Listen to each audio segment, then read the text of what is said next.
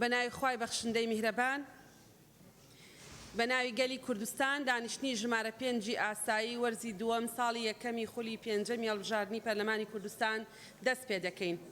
ئێستش داوا لە بەڕێز سکرتێری پەرلەمان دەکەم بەرنامەی کاری ئەم کۆبوونەوەیە پختەی کۆنووسی کۆبوونەوەی پێشوو ناوی ئامادە نەبوانی دانیشتنی پەرلەمان و کۆبوونەوەی لیژنەکان بە مۆڵەت و بێمۆڵەت بخێنێتەوە. فەرموون. بەڕێز سەرۆکی پەرلەمان بەپێی بەرنامەی کار بەپێی حکمی بڕگەی یەکەم و دووەم لە مادەی 16 بڕگەی سێیەم لە مادەی 18 بڕگەی یەکەم و دووەم و سێیەم و چوارەم و پێنجەم مادەی 20 مادەکانی 47 و 48 و 52 54 و 55 و 56 و 57 لە پەیرەوی ناوخۆی پەرلەمانی کوردستان داش عێراق دەستەی سەرۆکایەتی پەرلەمان بریاریدا بەرنامەی کاری دانیشتنی ژمارە 5 ئاسایی ساڵی یەکەم لە خولی پێنجەمی هەڵبژاردننی پەرلەمان لە کات 11 پێشنوەڕۆ ڕۆژی چوارشەممە ڕێکەوتی 23 دەی 2019 بەم شێوەیە بێت. یەکەم خوێندنەوەی یەکەم بۆ ئەم پێشنیازە یاسا و بریارانەی خوارەوە بەپێی حکمی مادەکانی 1970 لە پەیڕەوی ناوخۆی پەرلەمانی کوردستان. یەک پێشنیازی یاسای دەستگای کۆنتڕۆلی زۆری دڵنیایی لە هەرێمی کوردستان داش عێراق. دوو پێشنیازی یاسای گەشە پێدانی خێزانی لە هەرێمی کوردستان داش عێراق. سێ پێشنیازی یاسای داواکاری گشتی لە هەرێمی کوردستان داش عێراق. چوار پێشنیازی یاسای داواکاری گشتی لە هەرێمی کوردستان داش عێراق. پێنج پێشنیازی هەمواری یاسای ئیمتیازات و کەم ئەندام و خاوەن و پێداویستی تایبەت لە هەرێمی کوردستان داش عێراق. شش پێشنیازی بریاری پاراستنی مامۆستایان و ڕێبەرە پەروەردیەکان لە هەرێمی کوردستان داش عێراق. دووەم خوێندنەوەی دووەمی پێشنیازی یاسای بەخاوەنکردنی ئەو زەویانەی زیادەوڕەویان لەسەر کراوە لە سنووری شارەوانیەکان لە هەرێمی کوردستان داش عێراق بەپێی حکمی مادەکانی 1970 1970 لە پەیڕەوی ناوخۆی پەرلەمانی کوردستان. بەڕێز سەرۆکی پەرلەمان پوختەی دانیشتنی ژمارە 4 ئاسایی ڕۆژی سێشەممە ڕێکەوتی 15 2019 بەم شێوەیە خوارەوە بوو. یەک دەستپێکردنی دانیشتن لەلایەن بەڕێز سەرۆکی پەرلەمانی کوردستان. دوو خوێندنەوەی بەرنامەی کار و پوختەی دانیشتنەوە ناوی ئامادەبوون و ئامادەنەبوانی ئەندامانی دانیشتنی پێشووی بە مۆڵەت و بێمەوڵات لەلایەن بەڕێز سکرتێری پەرلەمان. سێ دەستپێکردنی بڕگەکانی بەرنامەی کار لەلایەن بەڕێز سەرۆکی پەرلەمانی کوردستان. چوار خستنە ڕووی دیدی ڕوانگەی فراکسیۆنەکانی پەرلەمانی کوردستان لەسەر بارەدۆخی ئێستای ڕۆژئاوای کوردستان. پێنج کۆتایی هاتنی دانیشتن لەلایەن بەڕێز سەرۆکی پەرلەمانی کوردستان. ناوی ئەو ئەندامانەی مۆڵەت پێدراویان بەبێ مۆڵەت ئامادە نەبوو بۆ دانیشتنی ژمارە 4 ئاسایی خولی پاییزەی لە بڕواری 15 دەی 2019 بەڕێز سەرۆک پەرلەمان هەمویان مۆڵەتیان پێدراون. یەک ئازاد ئەکرەم بەهرەم. دوو زانە خالید اسماعیل. سێ سەروان محەممەد عەلی. چوار ڤاهی کەماڵ سۆهۆن. پێنج محەممەد سعدەدین ئەنوەر. شەش هیمداد سەباح بیلال. ناوی ئەو ئەندام و پەرلەمانانەی کە بە مۆڵەتیان بەبێ مۆڵەت لە کۆبنەوەی لێژنە هەمیشەیەکانی پەرلەمان ئامادە نەبوون. بەڕێز سەرۆک پەرلەمان هەمویان ئەوانیش مۆڵەتیان پێدراون. یەکەم لێژنەی کاروباری تەندروستی و ژینگە وماف بەکاربەر لە 16 دەی 2019 شنۆ عەشقی عەبدوڵڵە لوقمان حەمەد حاجی. دوو لێژنەی دارایی کاروباری ئابووری 16 دەی 2019 سۆران عومەر سعید شێرکۆ جەودەت مستەفا عەلی حەمەد ساڵح ئەرشەد حوسێن محەممەد. سێ لێژنەی پەروەردە و خوێندنی باڵا و تۆژینەوەی زانستی لە 21 دەی 2019 زێدان ڕەشید خان ئۆدەل ڕاهی ڕەهبەر ئیبراهیم شادی نەوزاد وهاب. چوار لێژنەی ئەوقاف و کاروباری ئاینی لە 21 دەی 2019 جیهاد حەسەن ئیبراهیم هێرش حەسەن حەمەد فەقێ. پێنج لێژنەی ڕۆشنبیری و کۆمەڵگەی مەدەنی و وەرزش و لاوان لە 22 دەی 2019 سعید مستەفە تەتەرخان فەیسەل عەباس عەولە. زۆر سوپاس. زۆر سوپاس. بەڕێزان ئەندامانی پەرلەمان ئێستا دەست بە بڕگەی یەکەمی بەرنامەی کارەکەین کە بریتیە لە خوێندنەوەی یەکەم بۆ ئەو پێشنیازە یاسا و بڕیارانەی خوارەوە بەپێی حکمی مادەکانی 1970 لە پەیڕەوی ناوخۆی پەرلەمانی کوردستان بۆ مەبەستە داوا لە سەرۆکایەتی لیژنەی کاروباری یاساییەکەین بێتە سەر منەسەکە. فەرموون.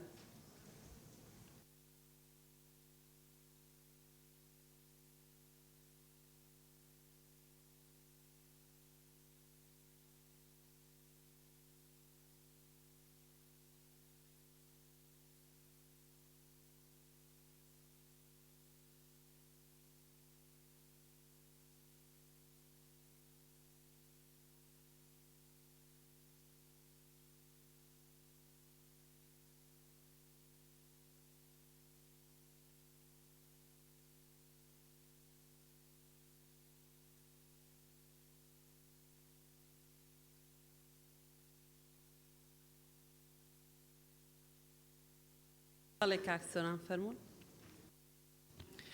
بەڕێز سەرۆکی پەرلەمان خاڵێکی پەیڕەویم هەیە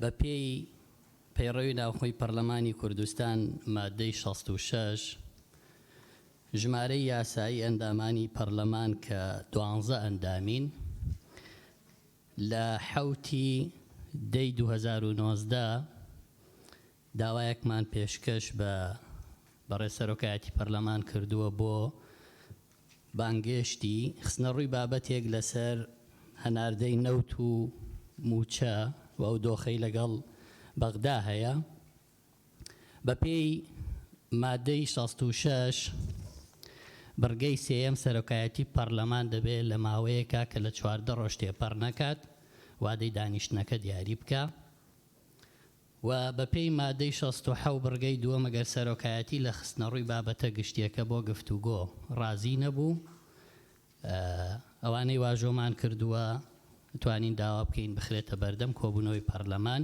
بەڵام هیچ لەم ڕێکارانە لەوادەکەش تێپەڕیوە بەڕێستان جێبەجێتان نەکردو داوای وەڵامەکەم سوپاس.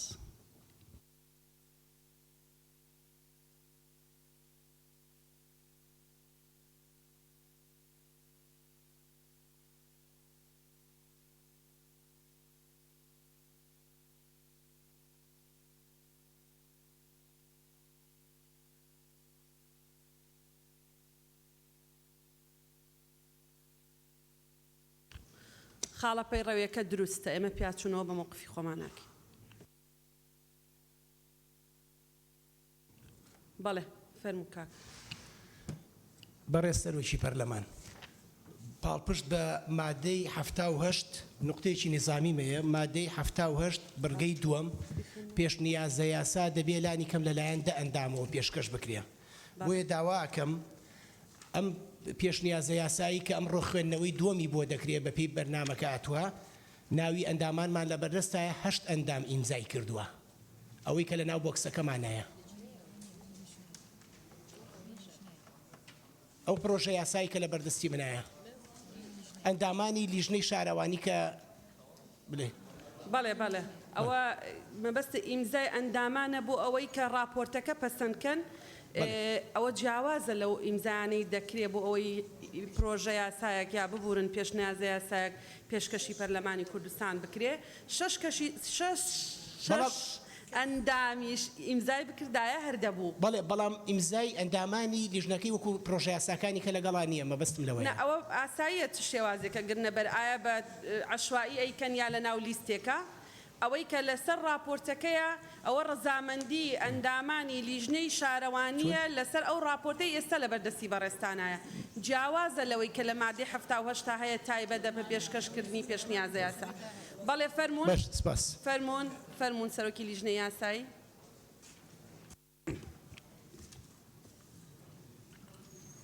بەڕێز سەرۆکی پەرلەمان پێشنیازی یاسایی یەکەم پێشنیازی یاسایی دەستگای کۆنتڕۆلی جووری دڵنیاییە لە هەرێمی کوردستان داش عێراق کە لەلایەن ژمارەی یاسایی ئەندامانی پەرلەمانەوە پێشکەش کراوە ئەم پێشنیازە یاسایە لە 11 مادە پێک هاتووە لەگەڵ هۆیەکانی دەرچوواندن ناوی ئەندامانی پەرلەمان ئەوانەی کە واژۆیان کردووە ئەمانن: 1. عەبدولستار مەجید 2. ئاشنا عەبدوڵڵا قادر 3. گولستان سعید محەممەد 4. عثمان علي إسماعيل 5.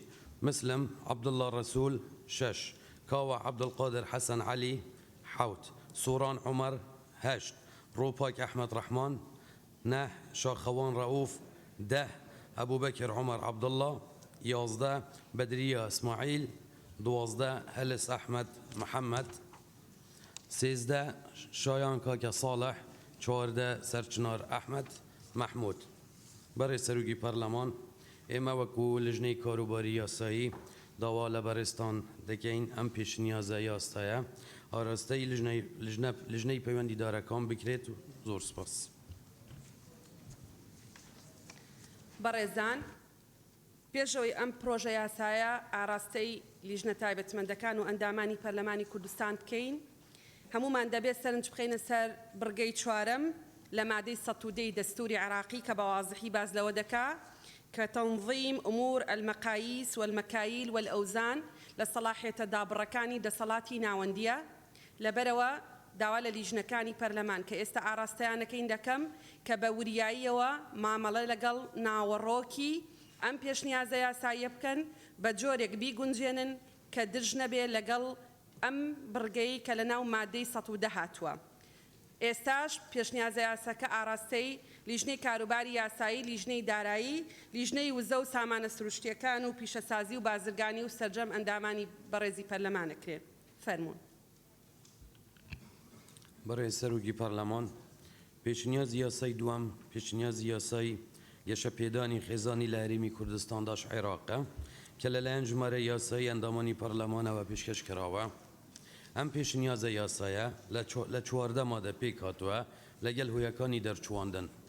ناوی ئەندامانی پەرلەمان ئەوانەی کە وەژۆیان کردووە ئەمانن: 1. عەبدولستار مەجید. 2. كاوى عبد القادر حسن علي. 3. گلستان سعيد محمد. 4. شایان كاكا صالح. 5. عثمان علي إسماعيل. 6. جلال محمد أمين. 7.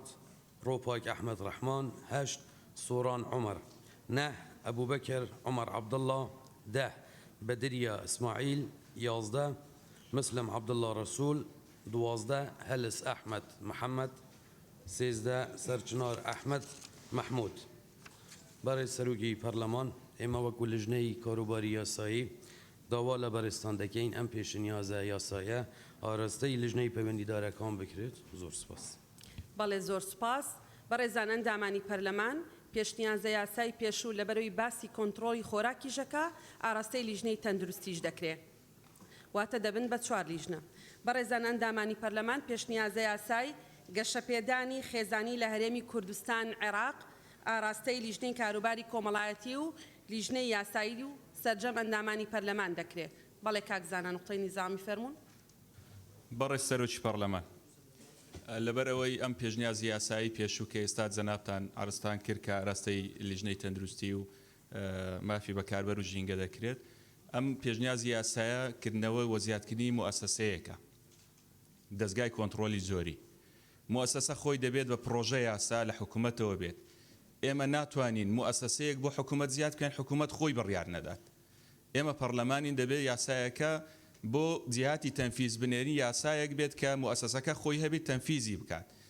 ئێستا دەستگای کۆنتڕۆلی جۆری سەر بە وەزارەتی پلاندانان هەیە بۆ کەلوپەلەکان و دەستگای کۆنتڕۆلی جۆری دەرمان هەیە سەر بە وەزارەتی تەندروستی. هەنی کەواتە خۆی لە خۆیدا موەسسەکە هەیە. ئەو موەسسەیە چییە ئەو ئیزافەیە کە دروستی دەکەین بۆ حکوومەت؟ بۆیە ئەم بەڕای من ئەم پێشنیازی یاسایە دەبێت حکوومەت خۆی بە پرۆژە یاسا چونکە زیادکردنی موەسسەیەکی ترە بۆ حکوومەت. بەڕێز کاکزانە، بەڕێزان ئەندامانی پەرلەمان ئازادن لەوەی کە ئیمزا کۆبکەنەوە و پێشنیازە یاسایەک پێشکەش بکەن. بەڕێستان لیژنە تایبەتمەندەکانی پەرلەمانی کوردستان بۆیە ئەم پرۆژانەتان ئاراستە دەکرێت بۆ ئەوەی ئێوە ڕوانگەی یاسایی خۆتان لەم بارەیەوە بڵێن. بەڵێ زیادکردنی دامەزراوەیەک بۆ هەیکەلەی تەنزیمی هەیکەلە و پێکهاتەی حکوومەتی هەرێمی کوردستان بەبێ ڕەزامەندی حکوومەتی هەرێمی کوردستان نابێ و دروست ناکرێت. لەبەرەوە ئاساییە لیژنە تایبەتمەندەکانی پەرلەمانی کوردستان لەم ڕوانگەیەوە میکانیزمێک بۆ وەرگرتنی ڕەزامەندی حکوومەتی هەرێمی کوردستان چ بە شێوازی نردنی پێشنیازەکە یان بە شێوازی بانکردنی بەڕێزان لە ئەنجومەنی وەزیران بۆ کۆبوونەوەی لیژنە تایبەتمەندەکان بۆ چوونیان وەربگرن و ڕەزامەندیان وەربگرن. تەنها حاڵەت کە ئێمە ومانان حەقمان هەیە لە دەستەی سەرۆکایەتی و لیژنەی یاسایی پرۆژە یاسایەک ڕاستەوخۆ پێشخێننەوە ئاراستەی حکوومەتی بکەین ئەو حاڵەتەیە کە بارگرانی دارایی دروست دەکا. لە هیچ شوێنێکی پەیڕەوەکە نەهاتوە بڵێ ئەگەر پێکهاتەیەکی دروست کرد دەبێ ئاراستەیەکەی لەو ڕوانگەیەوە ئێمە احترامی ئیمزای بەڕێزان ئەندامانی پەرلەمانمان گرتووە و احترامی بڕیاری لیژنەکانی پەرلەمانیش دەگرین. بەڵێ فەرموون. بەڵێ بەڕێز سەرۆکی پەرلەمان، بە پێی ڕێزبەندی کارنامەی دانیشتنی ئەمڕۆ پێشنیازی یاسایی سێم و چوارەم لەلایەن جێگیری سەرۆکی لیژنەی یاسایی دەخوێنرێت، پێنجەم و شەشەمیش لەلایەن بڕیاردەری لیژنە. زۆر سپاس. بەڕێز سەرۆکی پەرلەمان، پێشنیازی یاسایەک پێشکەش کراوە لەلایەن ئەندامانی بەڕێز پێشنیازی یاسای داواکاری گشتی لە هەرێمی کوردستان داش عێراق کە پێکهاتووە لە 44 مادە و هۆیەکانی پێویستکارەکان لەلایەن ئەم ئەندامە بەڕێزانەوە شێرکۆ جەودەت مستەفا دکتۆر ئیسماعیل علی تەها ئەبوو بەکر عومەر سەرچنار ئەحمەد محمود هێڵز ئەحمەد محەممەد کاوە عەبدولقادر دکتۆر کازم فاروق نامێق مژدە محمود محەممەد سیپان ساڵح ئامێدی سەوسەن محەممەد میرخان گۆران عومەر عەلی گوڵستان سەعید محەممەد ڕووپاک ئەحمەد ڕەحمان بەدریە ئیسماعیل محەممەد داوا لە بەڕێستان دەکەین وەکو لیژنەی یاسایی ئاراستەی لیژنە تایبەتمەندەکانی بکەن زۆر سپاس. بەڵێ زۆر سپاس. ئەو پێشنیازە یاسایە ئاراستەی لیژنەی کاروباری یاسایی و سەرجەمەندامانی پەرلەمان دەکرێت. فەرموون دوای ئەوە. پێشنیازە یاسای چارەم بەڕێز سەرۆکی پەرلەمان پێشنیازە یاسایەک پێشکەش کراوە لەلایەن ژمارەی یاسایی ئەندامانەوە پرۆژە یاسای داواکاری گشتی لە هەرێمی کوردستانی داش عێراق کە پێکهاتووە لە 41 مادە هۆیەکانی پێویستی لەلایەن ئەم ئەندامە بەڕێزانەوە پێشکەش کراوە. دکتۆرە ڕێواز فایق حوسێن ڕۆژان محەممەد کەریم بێگەر دڵشاد فەیسەڵ عەباس ئەوڵا شەمۆڵ ئاشتی میرا عەباس فەتاح ساڵح هاوڕێ مەلاستار لوقمان وەردی کاروان گەزنەی عەبدولناسر ئەحمەد عەلی سەرکۆ ئازاد حوسێن باڵامبۆ محەممەد عەلی عوسمان کەریم سوارە زیاد جەبار محەممەد جەمال حەوێز مستەفا سەلما فاتح ڕاهی ڕەهبەر هەژان حەسەن کوێستانی هێرش حەسەن محەممەد شنۆ ئەشقی عەبدوڵڵا زکری زێباری. وەکو لیژنەی یاسایی داوا لە بەڕێزتان دەکەین ئەم پرۆژە یاسایش ئاراستەی لیژنە تایبەتمەندەکان بکەن. زۆر سپاس. ئەو پێشنیازە یاسایە ئاراستەی لیژنەی کاروباری یاسایی و سەرجەمەندامانی پەرلەمان دەکرێت. بەڵێ کاکتۆر ڕێبوار نقطەی نظامیتان هەبوو فەرموون. بەڕێز سەرۆکی پەرلەمان وەک ئاشکرایە کە بەپێی بڵێن مادە 81 لە پەیڕەوی ناوخۆی پەرلەمانی کوردستان ئاماژە بەوەکە کە هەچ کاتێک دوو پێشنیازی یاسایە دوو پرۆژە یاسا لە ڕووی ناوەڕۆکەوە لێکچوو هەبوو ئەوە وەرناگیرێ. من پێشنیارەکەم لەبەرەوەی کە من هەردوو پرۆژە یاسایەکەم خوێندەوە لە ڕووی مەحتەوا و نێوەڕۆکی بەرگەکانەوە جۆرێک لە لێکچوو هەیە بۆی پێشنیاز ئەەکەم یان بە ئەزبەقیەکێکیان وەربگیری ئەوێتیان ڕەت بکرێتەوە یانیش بە تەوافقی هەردوو فراکسۆن با لەسەری ڕێککەون هەردووکی بکرێتەیەک اینجا بخرێتە بەرنامەی کاری پەرلەمان. بەڵێ زۆر سپاس. هیچ پێشنیازە یاسایەک لە بەگوێرەی پەیڕەوی ناوخۆ بە ناوی فراکسیۆن پێشکەش ناکرێ واتە لە ڕووی یاسایی و پەیڕەویەوە هیچ شتێک نییە ناوی پێشنیازە یاسای فڵان فراکسیۆن بێ.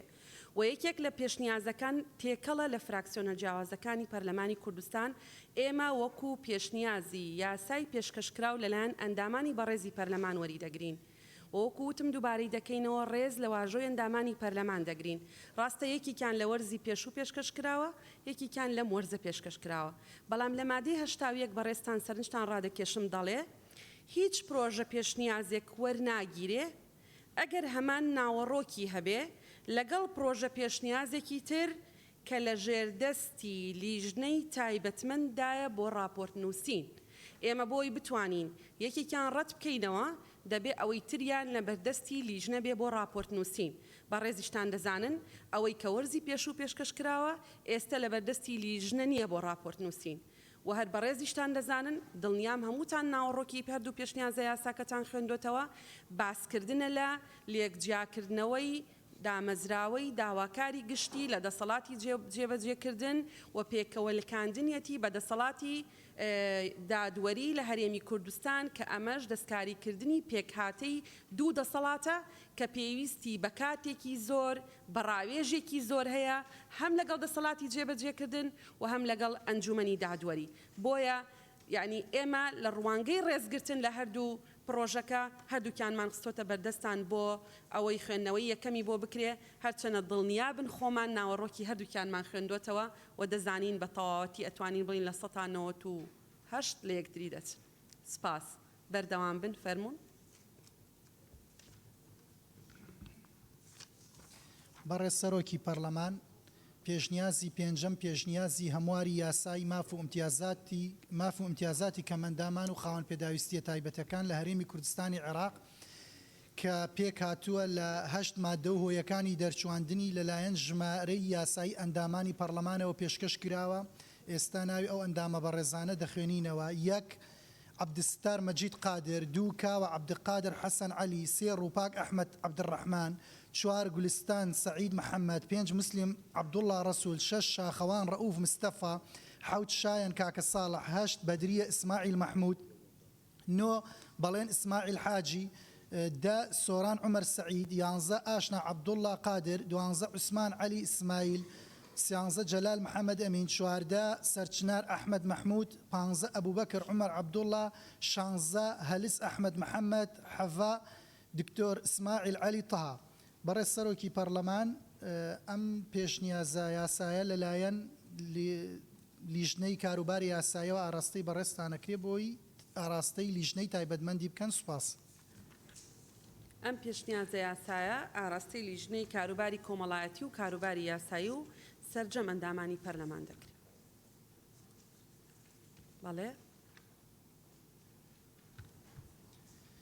پێشنیازە بڕیاری شەشەم پێشنیازە بڕیاری پاراستنی مامۆستایان و ڕێبەرە پەروەردەیەکان لە هەرێمی کوردستانی عێراق کە پێک هاتووە لە 8 مادە و هۆیەکانی دەرچواندنی لەلایەن ژمارەی یاسایی ئەندامانی پەرلەمانەوە پێشکەش کراوە کە ئێستا ناوی ئەو بەڕێزانەی لای خوارەوە دەخوێنمەوە: 1 عەبدستار مەجید قادر، 2 ئاشنا عەبدوڵڵا قادر، 3 گولستان سعید محەممەد، 4 کاوە عەبدولقادر حەسەن عەلی، 5 عوسمان عەلی ئیسماعیل، 6 شاخەوان ڕەوف مستەفا، 7 بەدریە ئیسماعیل مەحموود، 8 مسلیم عەبدوڵڵا ڕەسوول، 9 ڕووپاک ئەحمەد ڕەحمان، 10 سۆران عومەر سعید، 11 ئەبوبەکر عومەر عەبدوڵڵا، 12 هەلس ئەحمەد محەممەد، 13 شایەن کاکە ساڵح. بەڕێز سەرۆکی پەرلەمان ئێمە وەکو لیژنەی کاروباری یاسایی ئەم پێشنیازە بڕیارە ئاراستەی بەڕێزتانەکەین تاوەکو ئاراستەی لیژنەی تایبەتمەندی بکەن. سوپاس. بەڵێ زۆر سپاس. ئەو پێشنیازە یاسایە ئاراستەی لیژنەی پەروەردە و خوێندنی باڵا و کاروباری یاسایی و سەرجەم ئەندامانی پەرلەمان دەکرێت. فەرمونون کاکزانە خاڵی پەیڕەوی. بەڕێز سەرۆکی پەرلەمان خاڵی پەیڕەوی یەکەمی پێشنیازی یاسای پێشتر بوو، بەڵام دیار بوو نەتانبینی کە دەستم بەرز کردبەوە. بەداوای لێبوردنەوە ئێمە لە هەرێمی کوردستان یاسای خاوەن پێداویستی تایبەتمان هەیە، بۆیە پێشنیازی یاساکەش بەو سیاغەیە تەقدیم کراوە کە ئێمە یاسامان نەبێت لە هەرێمی کوردستان. ئەگەر چاک بکرێت ئەگەر مەبەستیان ئەوەیە تعدیلی بکەن، بەڵام بیکەنە پێشنیە هەمواری یاسای خاوەن پێداویستی تایبەت لە هەرێمی کوردستان، چکە ئێمە لە بنەڕەتدا یاساکەمان هەیە. زۆر سپاس. بەڵێ خۆی ئەوان نووسیویانە هەموار، ئێمە لە بەرنامەی کار وشەی هەموار مادانەناوە وەلو بەڕێز سکرتێری پەرلەمان لە خوێندنەوەیە خوێندیەوە، ئەوە هەموارە وا دەکەن سیاغەکەی وەکو هەمواری لێبێ. بەڵێ بەڵێ زۆر سپاس. بەڕێز لیژنەی یاسایی سپاستانەکەین. بمێننەوە لە شوێنی خۆتان، بمێننەوە کاک جەلال. بڕگەی دووەمی شەرپەیوەندی جێ دەگۆڕن. بەڕێزان ئەندامانی پەرلەمان، دەست بە بڕگەی دووەمی بەرنامەی کاری کۆبوونەوەکەمانەکەین کە بریتیە لە پێشنیازە یاسای خوێندنەوەی دووەمی پێشنیازە یاسای بە خاوەنکردنی ئەو زەویانەی زێدەڕەویان لەسەر کراوە لە سنووری شارەوانیەکان لە هەرێمی کوردستان عێراق بەپێی حکمی مادەکانی 87 88 89 لە پەیڕەوی ناوخۆی پەرلەمانی کوردستان. ئێستش داوا لە سەرۆکایەتی لیژنەی شارەوانیەکەین بابێتە سەر منەسەکە. فەرمونون.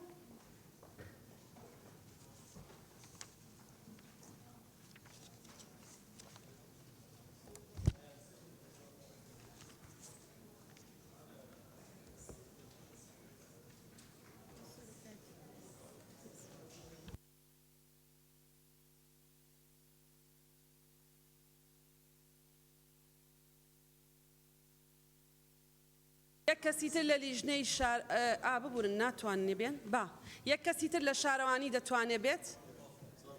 یەک کاک بژار دەڵێ با ئافرەت بێ داڵەتەوە.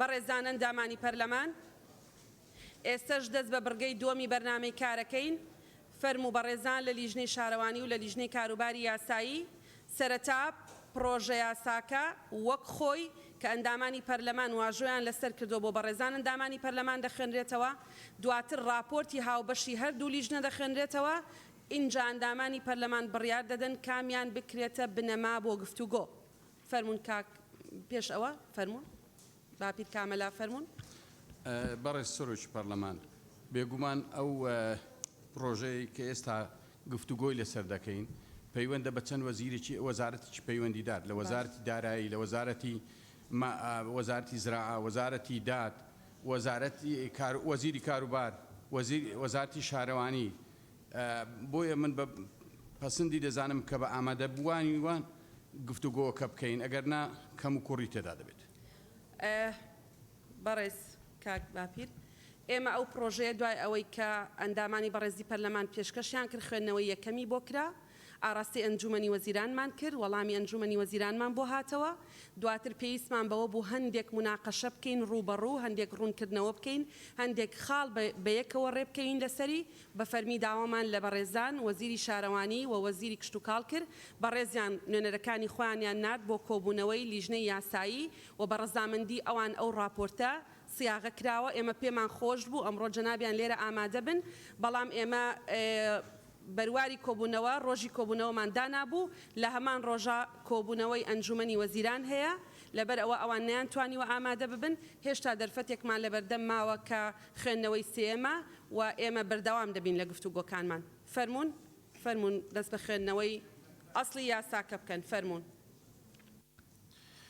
بە ناوی خوای گەورە میهرەبان بەڕێز سەرۆکی پەرلەمان بەڕێزان ئەندامانی پەرلەمانی کوردستان هەڵبەتە پێشنیازەکە بەبێ دەستکاری کە یەکەم جار خوێندنەوە یەکەمی بۆ کراوە و نێردراوە بۆ لیژنەکەی ئێمە بەو شێوازەی خوێنەوە ئێستا بەم شێوە دەست پێکا پێشنیازی یاسای بە خاوەنکردنی ئەو زەویانەی زیادەڕۆییان لەسەر کراوە لە سنووری شارەوانیەکان لە هەرێمی کوردستان داش عێراق مادەی یەکەم بڕگەی یەکەم کەسی زیادە ڕۆکار بۆ مەبەستەکانی ئەم یاسایە بریتیە لەو کەسەی بەکردارەکی فعلی نیشتەجێی ئەو خانوبەرەیە کە دروست کراوە لەسەر ئەو زەویەی زیادەڕۆی لەسەر کراوە یان میراتگرە شەرعیەکانی یان ئەوانەی ڕاست پێدراوە بە بەخێوکردنیان بڕگەی دووەم شارەوانیەکان بۆیان هەیە ئەو کەسانەی خانووی نیشتەجێیان پێش ڕێککەوتی 2010 بە زیادەڕۆیی دروست کردووە لەسەر ئەو زەویانەی موڵکی دەوڵەتن یان مافی ڕفتارکردیان لەسرە یان موڵکی تەواوی کەسانی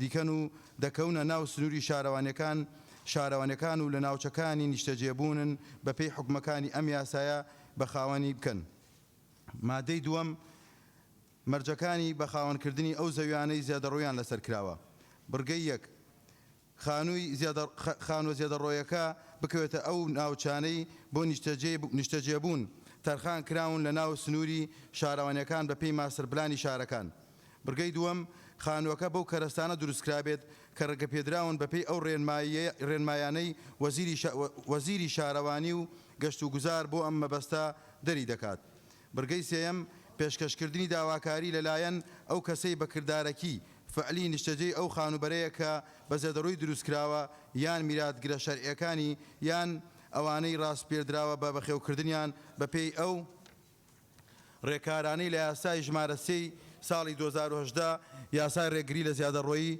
لابردنی لەسەر زەویزار و موڵکی دەوڵەتی هەرێمی کوردستان داش عێراق دەخیان لەسەر کراوە بڕگەی چوارەم پێشکەشکردنی داواکاری بۆ سەرۆکی یەکەی کارگێڕی بە پێی حکومەکانی ئەم یاسایە لە ماوەیەک کە لە 90 ڕۆژ لە ڕێکەوتی بەرکاربوونی یاسای ژمارە 3 ساڵی 2010 تێپەڕ نەکات و سەرجەم زانیاری و بەڵگەنامە سەلمێنرا و داواکراوەکان لەخۆ بگرێت مادەی سێم بڕگەی یەکەم لیژنەیەک بە سەرۆکایەتی پارێزگار یان سەرۆکی یەکە کارگێڕیەکان پێک دەهێنرێت بە مەبەستی دراستکردنی داواکاریەکان و دڵنیابوون لە هاتنەدی مەرجەکانی پێویست بۆ بە خاوەنکردن و تۆزێ بێدەنگی هۆڵەکە پارێزن بۆی بتوانن گوێتان لە هاوڕێکەتان بێ ڕەنگە لاشیان نەبێ بۆی هەیە لیژنەی لاوەکی لە شارەوانی پەیوەنددارەکان پێک بهێنێت بۆ ئەنجامدانی ڕێکارە تەکنیکیە پێویستیەکان بڕگەی دووەم بەهای ئەو زەویانەی زێدەڕوویان لەسەر کراوە بە خانوبەرەی نیشتەجێبوون لەلایەن لیژنەی تایبەتمەندەکانەوە مەزەندە دەکرێت بە پێی یاسا بەرکارەکان و بەم شێوەی خوارەوە. ئەلیف بۆ ئەو کەسانەی سوودمەند نەبوون لە دەوڵەت زەوی مەزەندە دەکرێت بە نرخی 6,000 دینار بۆ 1 مەتر دووجار لە ناوەندی پارێزگاکان و 40,000 دینار بۆ 1 مەتر دووجار لە قەزاکان و 30,000 دینار بۆ 1 مەتر دووجار لە ناحیەکان. بۆ ئەو کەسانەی سوودمەند بوون لە دەوڵەت زەوی بە نرخی ڕاستەقینزینا مەزەندە دەکرێت. بڕگەی سێەم لە حاڵەتی ڕوودانی زیادەڕۆیی لەسەر ئەو زەویانەی مڵکی دەوڵەتن و مافی ڕفتارکردنی کەسانی دیکەیان لەسەرا یان مڵکی تەواون بە پێچەوانە حکومەکانی یاسا بەرکارەکان ئەو کاتە ئەو زەویانەی شی دەکرێنەوە و حل بە ناوی شارەوانیەکان تۆمار دەکرێن بە پێی یاسای بەخاوەنکردنی زەویە میرەکانی ناو سنووری شارەوانیەکان ژمارە 8 ساڵی 1970 بەرکار لە هەرێم. بەڵام لە حاڵەتی ڕوودانی زیادەڕۆیی لەسەر بەشێکی ئەم زەویانەی لەسەرەوە کاکاوڕێک لەس بەڕێزانن دامانی پەرلەمان تەسەورەکەم بەشێکی ئەو قسەکردنە لە شوێنی خۆتان پەیوەندی بەوە هەیە ئێوە ئەوەتان لە بەردەستانیە. ئازیزان هەموو جارێک کە ئاوەکو ئەم ڕۆژ بڵێن بڕگەی یەکەمی بەرنامەی کار کە پێشنیازە یاسایەک خوێندنەوەی یەکەمی بۆ دەکرێت کە دەڵین ئاراستەی سەرجەم ئەندامانی پەرلەمان دەکرێت 111 نوسخە بۆ سەرجەم ئەندامانی پەرلەمان کۆپی دەکرێ و دەخرێتە ناو سندوقەکانتان و لاتانە. ئێمە ناتوانین کە جارێکی تر کۆبوونەوەی پەرلەمان هەبوو جگە لە راپۆرتەکە 111 نوسخە کۆپی دەکرێت جارێکی تر 111 نوسخەی تر کۆپی بکەینەوە بیخەینە ناو سندوقەکانتان لەبەر دوو هۆکار یەکێکیان پەیوەندی بەکاتەوە هەیە یەکێکیشان پەیوەندی بە خەرجی و بە سەرفکردنی تواناکان هەیە.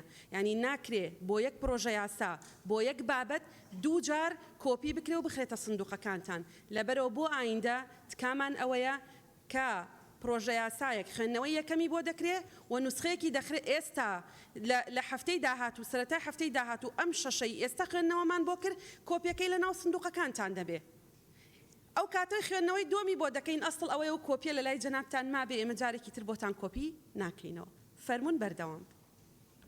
هیوادارین خوێندنەوەکەمان تەویزی ئەوە بکا کە لاتان نییە. زیادەڕۆی لەسەر بەشێکی ئەم زەویانەی لەسەرەوە ئاماژەیان پێکراوە ئەوە ئەو بەشەی بە بیانکردنی زیادەڕۆیی لەسەر کراوە ئیفراز دەکرێت بە مەبەستی بەخاوەنکردنی بۆ کەسانی زیادەڕۆکار ئەویش لە دوای تۆمارکردنی ئەم بەشە بە ناوی شارەوانی پەیوەنددار بەپێی ئەو یاسایی لەسەرەوە ئاماژەی پێکراوە. بڕگەی چوارەم شارەوانی بۆی هەیە داواکاری بە خاوەنکردن ڕەت بکاتەوە ئەگەر پێگەی خانوبەرەکە سەرپێچی بێت بۆ ماستەر پلان یان نەخشە وردەکاریەکان یان بەهۆی نەبوونی مەرجی داواکراو لە کەسی زیادەڕۆکار و زیادەڕۆیەکە لەسەر تێچووی خۆی لا دەبرێت و مافی هەیە ڕفتار بە پاشماوەکانی بکات. مادەی چوارەم ئەگەر کەسی زیادەڕۆکار داواکاری بە خاوەنکردنی پێشکەش نەکات لەو ماوەی لە بڕگەی چوارەمی مادەی دووەمی ئەم یاسایە دیاری کراوە یان بەرامبەری بە خاوەنکردنی مەزەندە کراو لەلایەن لیژنەوە نەدات. ئەوە مافی بە خاوەنکردنی دەفەوتێت و خانوبەرەکە بە زەوی و بینایەوە بە ناوی شارەوانی پەیوەنددار تۆمار دەکرێت و شارەوانی مافی ڕفتارکردنی هەیە بەم خانوبەرەیە بە پێی یاسای فرۆشتن و بەکرێدانی مایەکانی دەوڵەت یاسای ژمارە 32 ساڵی 1986 هەموارکراو و لە بەرامبەری فرۆشتنەکەی بەهای دروستکراوەکان بە شێوەی شایستەبوونی بە لێکراوەیی دەدرێتە خاوەنەکەی. مادەی پێنجەم نابێت زیاتر لە یەک پارچە زەوی بە خاوەن بکرێت بۆ کەسی زیادەڕۆکاری داواکاری بە خاوەنکردن بەو مەرجە ڕوبەرەکەی زیاتر نەبێت لە 200 مەتر دووجار لە ناوەندی پارێزگا و 250 مەتر دووجار لە ناوەندی قەزا و 300 مەتر دووجار لە ناوەندی ناحیە. ڕوبەرە زیادەکان بە نرخی ڕاستەقینەی با و مەزەندە دەکرێن بەو مەرجەی ڕوبەری پارچە زەویەکە لە هەموو حاڵەتێکدا زیاتر نەبێت لە 500 مەتر دووجاو ئەو کەسەی حکومەکانی ئەم یاسایە دەیگرێتەوە کە بە کەسی سوودمەندە دەوڵەت دادەنرێت. مادەی شەشەم پێویستە لەسەر وەزارەتی شارەوانی و گەشت و گوزار نەخشە و دیزاین و پێداویستی تەکنیکی پێویست بۆ ئەو ناوچانەی حکومەکانی ئەم یاسایە دەیانگرێتەوە ئامادە بکات لە ماوەیەک کە لە 6 مانگ لە ڕێککەوتی بەرکاربوونی ئەم یاسایە تێپەڕ نەکات. مادەی حوتەم کەسی زیادەڕۆکار سەرپێچکار بۆ حکومەکانی ئەم یاسایە بەو سزایانەی لە مادەکانی 11 و 12 و 13 14 15 16 یاسای ڕێگری لە زیادەڕۆیی و لابردنی لەسەر زەوی و زار و مڵکی دەوڵەت لە هەرێمی کوردستان داش عێراق ژمارە 3 ساڵی 2018 داهاتوون سزا دەدرێن. مادەی هەشتم دەست دەکرێت بە لابردنی زیادەڕۆیی بەپێی ئەو ڕێکارانەی لە یاسای ژمارە 3 ساڵی 2018دا دەقیان لەسەر کراوە. مادەی نوێم پێویستە لەسەر وەزارەتی شارەوانی و گەشتوگوزار ڕێنمایی پێویست بۆ ئاسان جێبەجێکردنی حکومەکانی ئەم یاسایە لە ماوەی 15 ڕۆژ لە ڕێکەوتی بەرکاربوونی دەربکات و بەو مەرجەی ڕچاوی ئەو بڕیار و فەرمانانە بکات کە پێشتر لایەنی تایبەتمەندەوە لە حکوومەتی هەرێمی کوردستان پێش بەرکاربوونی ئەم یاسایە دەرکراون و کاریان پێدەکرێت و مەگەر لەو لایەنەی دەری کردووە هەڵبۆشێترێتەوە. مادەی دەیەم پێویستە لەسەر ئەنجومەنی وەزیران و لایەنە پەیوەنددارەکان حکومەکانی ئەم یاسایە جێبەجێ بکەن. مادەی یازدەم ئەم یاسایە جێبەجێ دەکرێت لە ڕێککەوتی دەرچوونی ڕێنمایی وەزارەتی شارەوانی و گەشتوگوزاری تایبەت بە ئاسان جێبەجێکردنی حکومەکانی یاسای ڕێگری لە زیادەڕۆیی و لابردنی لەسەر زەویەکانی دەوڵەت ژمارە 3 ساڵی 2018. مادەی دوازدەیەم ئەم یاسایە بۆ ماوەی 2 ساڵ لە ڕێکەوتی بەرکاربوونی کاری پێدەکرێت. بەڕێسەرێکی پەرلەمان هۆیەکانی دەرچوواندن لە پێناو پارێزگاریکردن لە نیشانەکانی شارستانیەکانی شارەکانی هەرێمی کوردستان داش عێراق و چارەسەرکردنی حاڵەتەکانی زیادەڕۆیی لەسەر ئەو زەویانەی مڵکی دەوڵەتن یان مڵکی شارەوانەکانن و بە مەبەستی دۆزینەوەی چارەسەر بۆیان لە دوای ئەوەی بوونەتە واقع حاڵ و بۆ ڕێگەنەدان بە بەردەوامبوونیان و دانانی سنوورێک بۆیان و بە مەبەستی جێبەجێکردنی ماستەرپلانی شارەکان لەلایەن شارەوانەکانەوە ئەوە ئەم یاسایە دەرچێنرا. سپاس. بەڵێ زۆر سوپاس. بەڕێزان ئێستا بەڕێز سەرۆکی لیژنەی یاسایی راپۆرتی لیژنەی هاوبەشە خوێنێتەوە. ئەوەی بەڕێز سەرۆکی لیژنەی شارەوانی خوێندەوە پێشنیازە یاساکەیەوە کۆی پەرلەمانتاران واژۆیان کردبوو. ئەوەی بەڕێز سەرۆکی لیژنەی یاسایی دەیخێنێتەوە لە دوای گەڕانەوەی وەڵامی حکوومەتی هەرێمی کوردستان و ئامادەبوونی وەزارەتەکانی شارەوانی و کشت و کاڵ و کۆبوونەوەی هاوبەشی هەردوو لیژنەیە و ئەو راپۆرتەی لێ بەرهەم هاتووە فەرموون بیخێنەوە. بەڕێز سەرۆکی پەرلەمان هەندێک غەڵەتی مەطبعی لە راپۆرتی هاوبەشی هەردوو لیژنەماندا بوو دوێنێ ئەوەی پێش جەلسە لە پێش هەموو ئەندامانی پەرلەماندانەوە ئەوە نوسخەی دروستترە.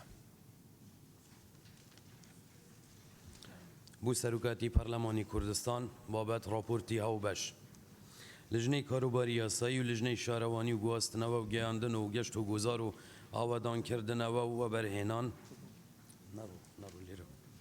ڕۆژی دوشەمە ڕێککەوتی 21/10/2019 کاتژمێر 11 کۆبوونەوەی هاوبەشیان ئەنجامدا بە مەبەستی نووسینی راپۆرتی هاوبەش سەبارەت بە دانیشتنی خوێندنەوەی دوام تایبەت بە پێشنیازی یاسایی خاوەنکردنی ئەو زەویانەی لە سنووری شارەوانیەکان زێدەڕوویان لەسەر کراوە کە لەلایەن ژمارە یاسایی ئەندامانی پەرلەمانەوە پێشکەش کراوە دوای خوێندنەوەی یەکەم لە دانیشتنی ژمارە 10 لە ڕۆژی شەمەڕێک بەرواری 6/7/2019 ڕەونەی لیژنەکانمان کراوە دوای گفتوگۆکردن و تاوتوێکردن لیژنەکان گەیشتنە ئەم ئەنجامانەی خوارەوە.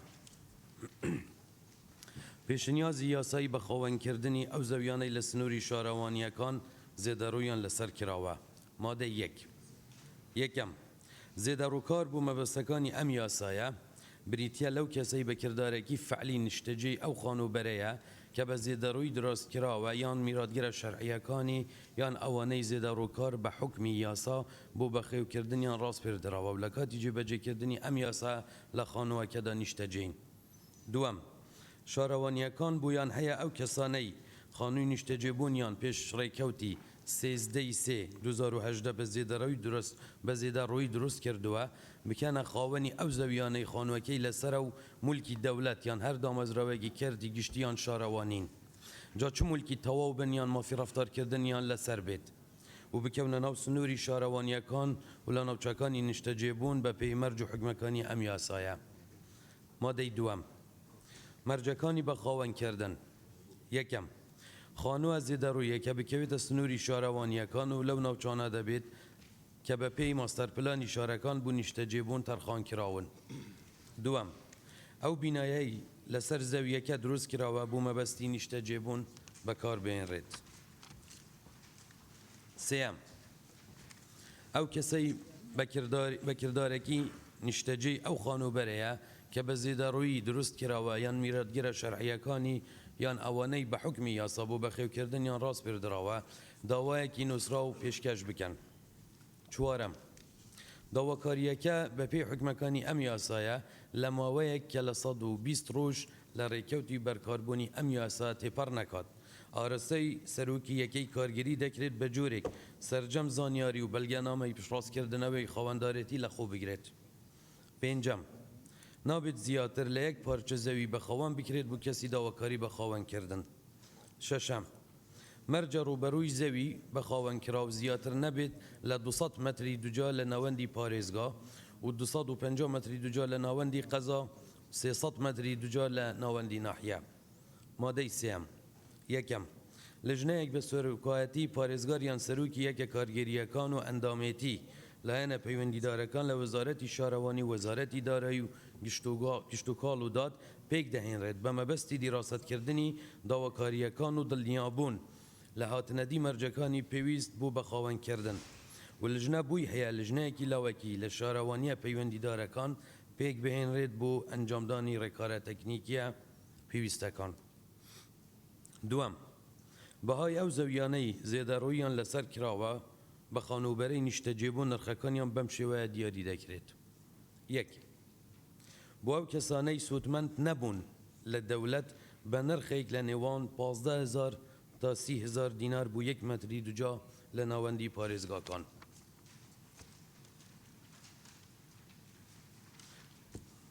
10,000 بۆ 20,000 دینار بۆ 1 مەتری دوجا لە قەزاکان.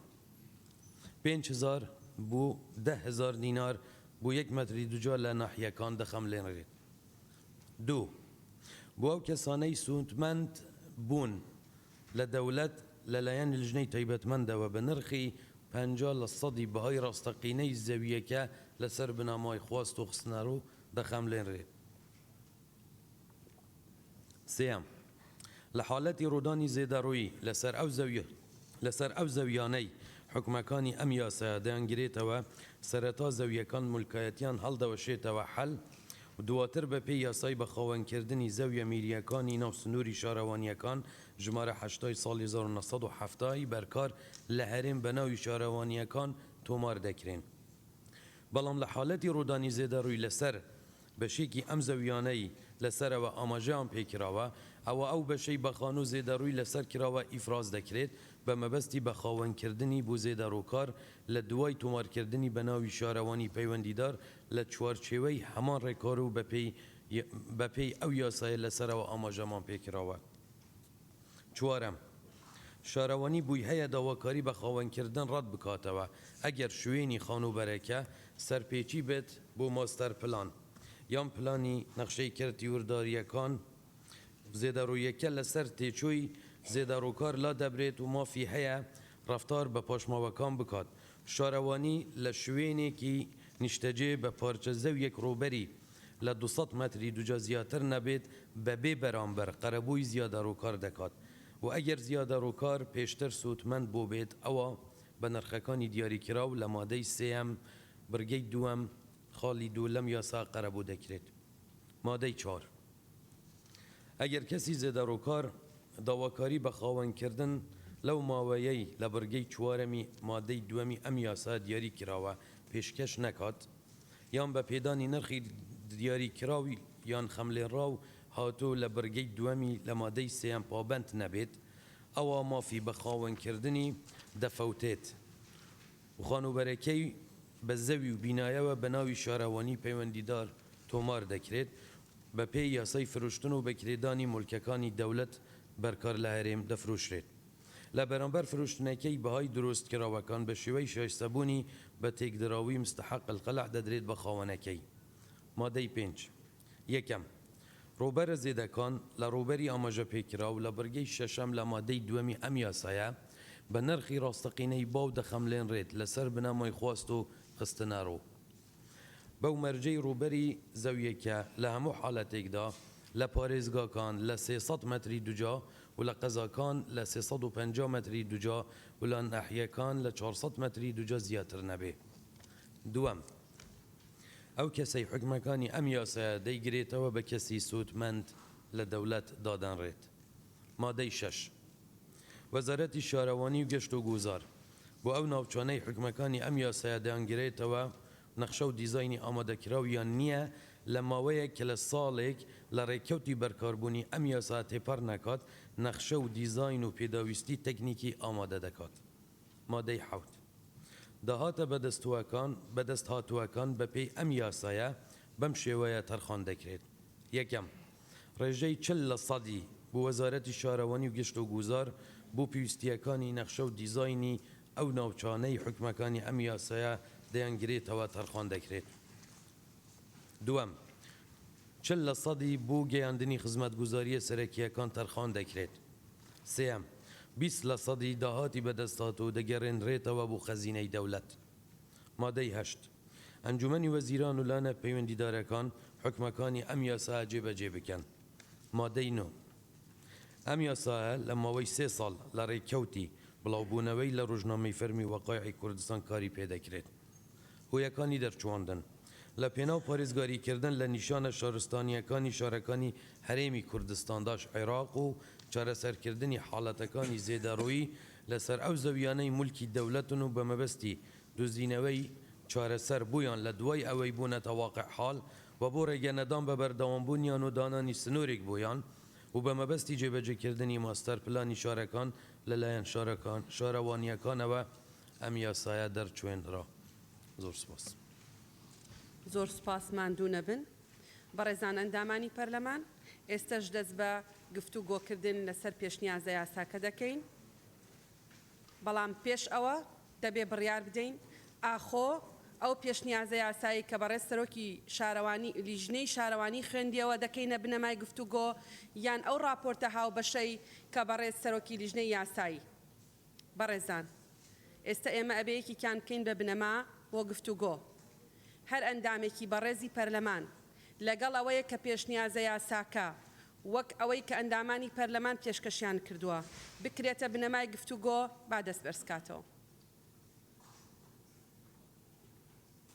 بەڵێ بەڕێزان، هیچ زەنگینێنە ئەو بەڕێزانەی کە لەگەڵ ئەوەن کە راپۆرتی لیژنەی هاوبەش بکرێ بە بنەمای گفتوگۆ با دەست بەرزکەنەوە. بەڵێ فەرمون. زۆر سپاس. راپۆرتی لیژنەی هاوبەش دەکەین بە بنەمای گفتوگۆ. فەرمون لە ناو نیشانەوە دەست پێ بکەن. بەڕێز سەرۆکی پەرلەمان، ناو نیشان بەم شێوەیە پێشنیازی یاسایی بە خاوەنکردنی ئەو زەویانەی لە سنووری شارەوانیەکان سێدەڕوویان لەسەر کراوە. بەڵێ بەڕێزان ئەندامانی پەرلەمان فەرمون. هەر بەڕێزێک دەیەوێت لەبارەی ناو نیشانەکەەوە قسە بکە فەرمون. هێویدار، پێشەوە، دکتۆر شێرکۆ، سەرچنارخان، کاکمەم، کاک بەهجەت،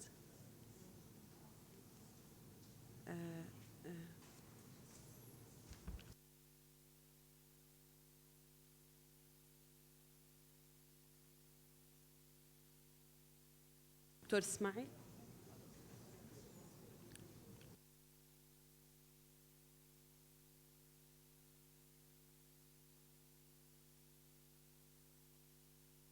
بەڕێزان، کاکێفیدار، دکتۆر شێرکۆ، سەرچنارخان، کاکمەم، کاک بەهجەت، کاک پێشەوە، کاک حکمەت، دکتۆر ئیسماعیل، کاک باڵامبۆ. بەڵێ کەسی تر نییە؟ فەرمون. بەڵێ کاکێفیدار. داوا لە هەردوو لیژنەی تایبەتمەند دەکەم، لیژنەی یاسایی و لیژنەی ببورن، لیژنەی تایبەتمەند و لیژنەی یاسایی بە تەرکیز پێشنیازی بەڕێزان ئەندامانی پەرلەمان بۆ بڕگە و مادەکان بنووسنەوە. داواش لە ئەندامانی بەڕێزی پەرلەمان دەکەم ئەگەر هاوڕێیەکتان شتێکی پێشنیار کرد ئێوە جارێکی تر مەیڵێنەوە تەنها ناوی ئەو هاوڕێیەتان بڵێن بۆ ئەوەی ئەرکەکە بۆ بەڕێزان لە لیژنە تایبەتمەندەکان ئاسان بێ. فەرمونون کاک هێویدار. بەڕێز سەرۆکی پەرلەمان لەسەر ناونیشانی پێشنیارەکە ئێمە وەکو پەرلەمانی کوردستان شوێنێکی یاسایی بەرگری لە یاساکەن و یاسا دەرەکەن اینجا پێم باشە پێشنیار یاسەکە وشەی تەجاوزی تێدا نەبێتن چونکە ناکرێ شتێکی نایاسایی بڵێن ئەوە تەجاوزە دەکەن یاسایی بم شێوە لێ بکرێتن پێشنیاری یاسایی بە خاوەنکردنی ئەو زەویانەی لە سنووری شارەوانیەکان کە سەنەدی یاسایان نیە تاپویان نیە یعنی ئەو ناونیشانە و ئەمە بۆ هەموو مادە و برگەکانی ناو یاساکەش ڕاست بکرێتەوە وشەی تەجاوزەکە یاخود زێدەڕۆیەکان لا بدرێت بوو تە قانونێکی و هەر بۆ پاڵپشتی جەنابەت ئەمەی کە دووبارە ئیمزا کردو ئێستا حسابم کرد ئەمە تەنیا نو لاپەڕەیە 100,000 دینار لەسەر پەرلەمان کەوتو هەر دانێکی لێکۆپی بکرێت. زۆر سوپاس. زۆر سپاس. بەڵێ کاکتۆر شێرکۆ فەرمونون. بەڕێز سەرۆکی پەرلەمان سەبارەت بە ناونیشانەکەی بێگومان ئەبێ تەحدیدی موقعی ئەم یاسایە بکرێت کە لە هەرێمی کوردستانی داش عێراقا کە ئەوە تیانە لە ناونیشانەکەیە دوو مەسلەی زێدەڕۆیی لەسەرکراوە لە بریوەی لە دواوە بێتە پێشەوە چونکە لە هۆکاری دەرچواندنی ئەم یاسایە لە کۆتاییە باس لەوە کراوە کە ئەمە ئەم یاسایە بۆ معالەجەی تەجاوزاتی سەرزەویەکانە بۆ نیشتەجێبوون بە ناچاری یعنی کەسێک بە ناچاری تەجاوزی کردو بۆ چارەسەرکردنی کێشەی نیشتەجێبوون بۆیە ینی ناوژانەکە بەو شێوەی لێبێ و نووسی ویشمە بۆی بیدەم بە لیژنەی پەیوەندیدار پێشنیازی یاسای بە خاوەنکردنی ئەو زەویانەی زیادەڕۆییان لەسەر کراوە لە سنووری شارەوانیەکان لە هەرێمی کوردستان داش عێراق. بەڵێ کاک بەهجەت فەرمونون. کاکتۆر شێرکۆ بەڵێ فەرمونون. بله برای سروک پارلمانی هر سبارت ناو نشانت اوی پروژه یاسای ما پی باشه وشا زیده روی السرنمی نیتن ببیته یعنی او تشتکو سندت قانونی پینه بین هر بساز پیشگیری رای بوچونا کاکی دارید کم. بله کاک بالامبۆ.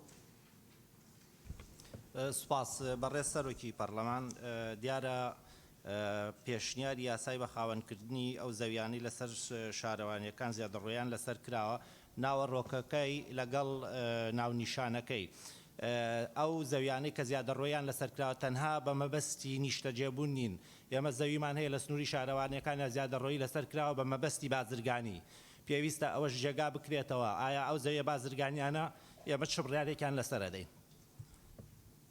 بەڵێ بەڕێز کاک پێشەوا فەرمونون. بەڕێز سەرۆکی پەرلەمان منیش پێم وایە وشەی زێدەڕۆیی لە ناو ئەو ڕستەیەدا نەشازە پاڵپشتی لە برای بەڕێزم هێویدار ئەحمەدەکەم. بەڵێ زۆر سوپاس. سەرچنار خان فەرمونون. بەڕێز سەرۆکی پەرلەمان منیش پشتگیری لە پێشنیارەکەی بەڕێز دکتۆر شێرکۆوەکەم. زۆر سوپاس. بەڵێ زۆر سوپاس. کاک مەم فەرمونون. بەڕێز سەرۆکی پەرلەمان من لە ناونیشانەکە تێبینی زمانەوانیم لەسەر دووش هەیە بە خاوەنکردن تەواو نییە و زێدەڕۆیی معنای مبالەخەیە زێدەڕۆ تەجاوزە بۆیە پێشنیازی من ئەوەیە بۆ هاوڕیانم لە لیژنەی یاسایی بەم شێوەیە لێ بکرێتەوە داڕشنەوەکە بە خاوەندارێتیکردنی زەویە زێدەڕۆکانی سنووری شارەوانیەکان. زۆر سپاس. بەڵێ زۆر سپاس. کاک حکمت فەرمونون.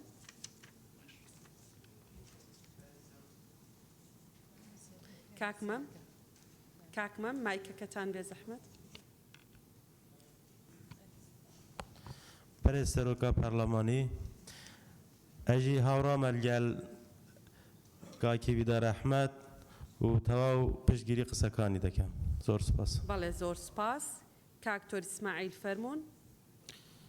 بەڕێز سەرۆکە پەرلەمانی پشتگیریە دکتۆر شێرکۆ دەکەم. بەڵێ زۆر سپاس. کاکتۆر شێرکۆ کاک هێویدار کاک مەم پێشنیازەکانتان بە نووسراو بگێنن بێ زەحمەت.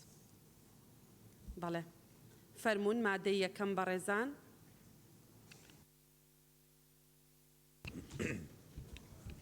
برای سروگی پارلمان ماده یکم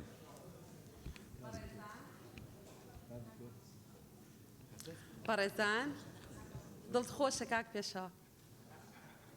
وڵا سپاس بۆ خوا دکتۆرە بابەتی الحەمدولillah الحەمدولillah. مادەی یەکەم یعنی ئەوەندە لە خزمەت خەڵکایە هەمومان شەڕمانە لەسەرەوەی کاممان بڵێنەوە مۆزوعەکە. بەڕاستی بەڵێ الحەمدولillah الحەمدولillah. بەڵێ فەرموون بەڵێ فەرموون.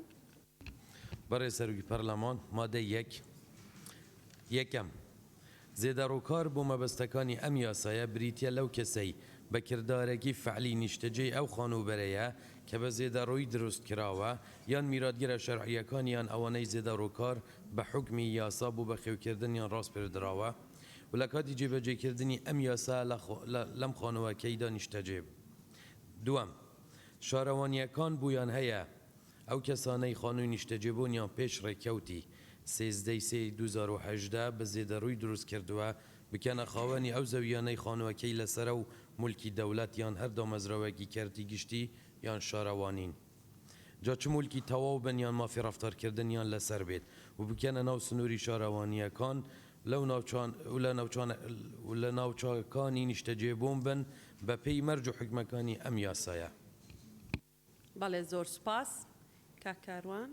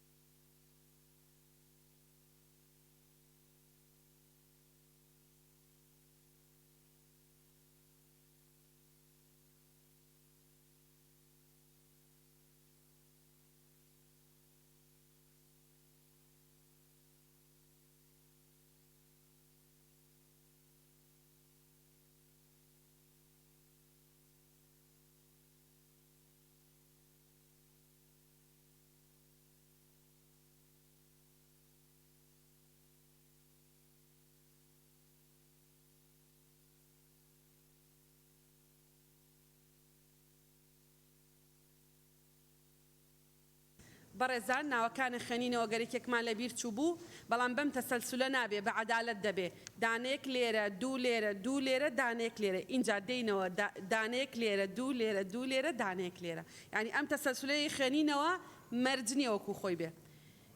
کاک عەبدولسەلام کاک کاروان کاک فەیسەڵ کاک سەروان دکتۆر ڕێبوار دکتۆر محێدین کاک بەڵێن دکتۆر ئیسماعیل کاک لوقمان سەوسنخان کاک پێشەوا کاک بەهمەن کاک ڕۆمیۆ دکتۆر سەباح سەرچنارخان کاک مەم هەدیەخان کاک فەیسەڵ کاک فەرید کاک شوان لەنجەخان کاک جینان کاک عوسمان کێمان نەنووسیوە کاک زانا حەسیبەخان کاک سەرکۆ ماشەڵڵا.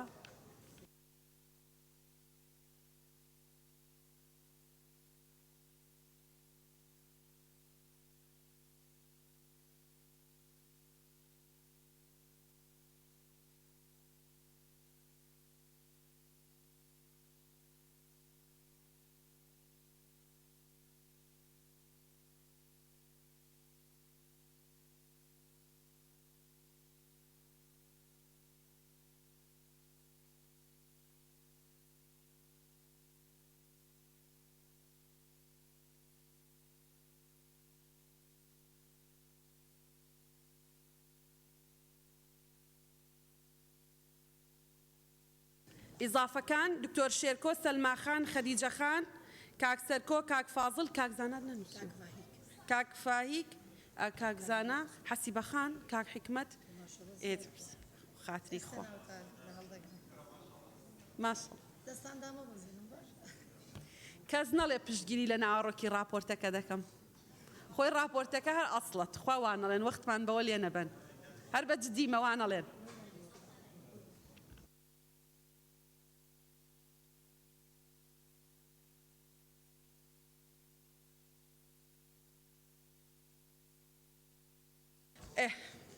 بەڕێزان کاک عەبدولسەلام فەرموون.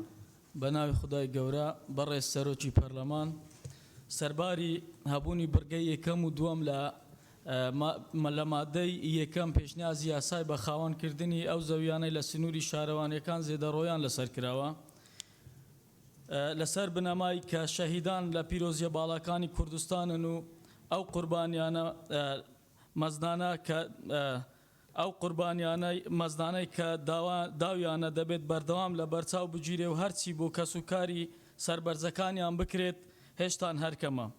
بۆیە پێشنیار دەکەم کەوا بڕگەیەکی تر ئیزافە بکرێت کە وارسی شەهیدان و ئەنفالکراوان ببەخشرن لە هەر ئیلتزامێکی مادی کە لە دەرەنجامی پەسەندکردنی ئەو پێشنیازە یاسا دەکەوێتە ئەستۆیان ئەمەش بە پشتبەستن بێت بە پێناسەی کەسوکار بەواتای وارسی شەهید لە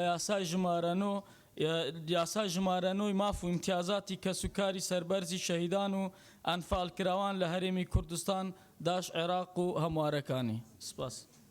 زۆر سپاس. پێشنیازەکە وەکو خۆی بە نووسراوی کاک عەبدولسەلام حازری کە چکە دەزانم پشتیوانت دەبن. کاک کاروان فەرموون.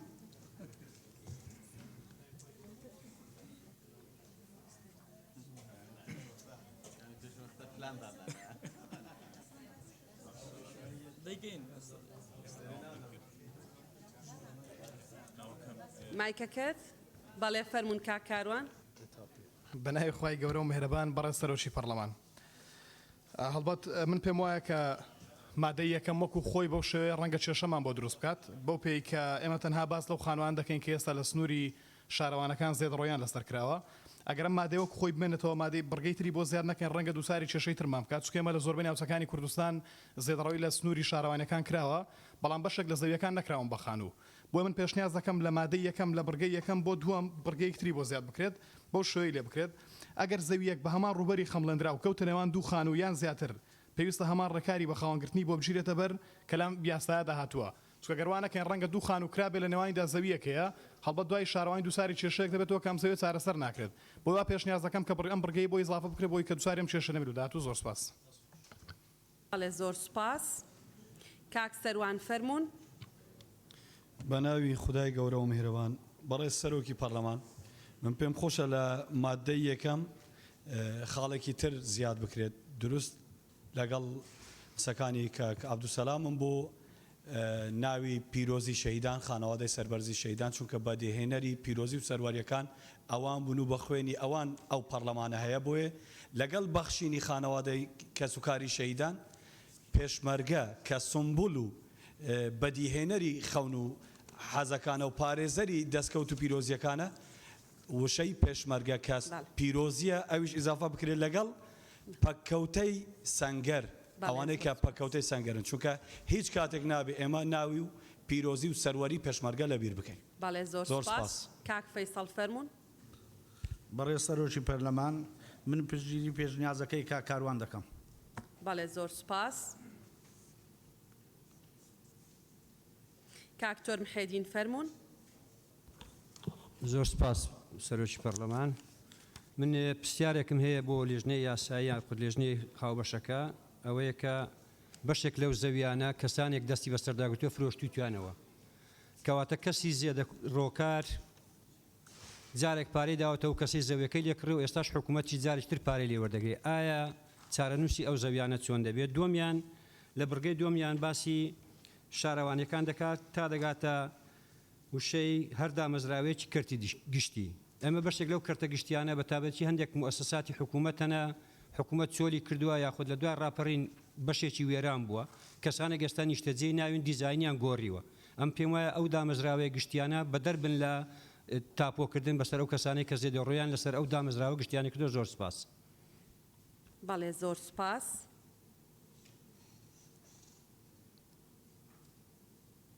هەدیە خان.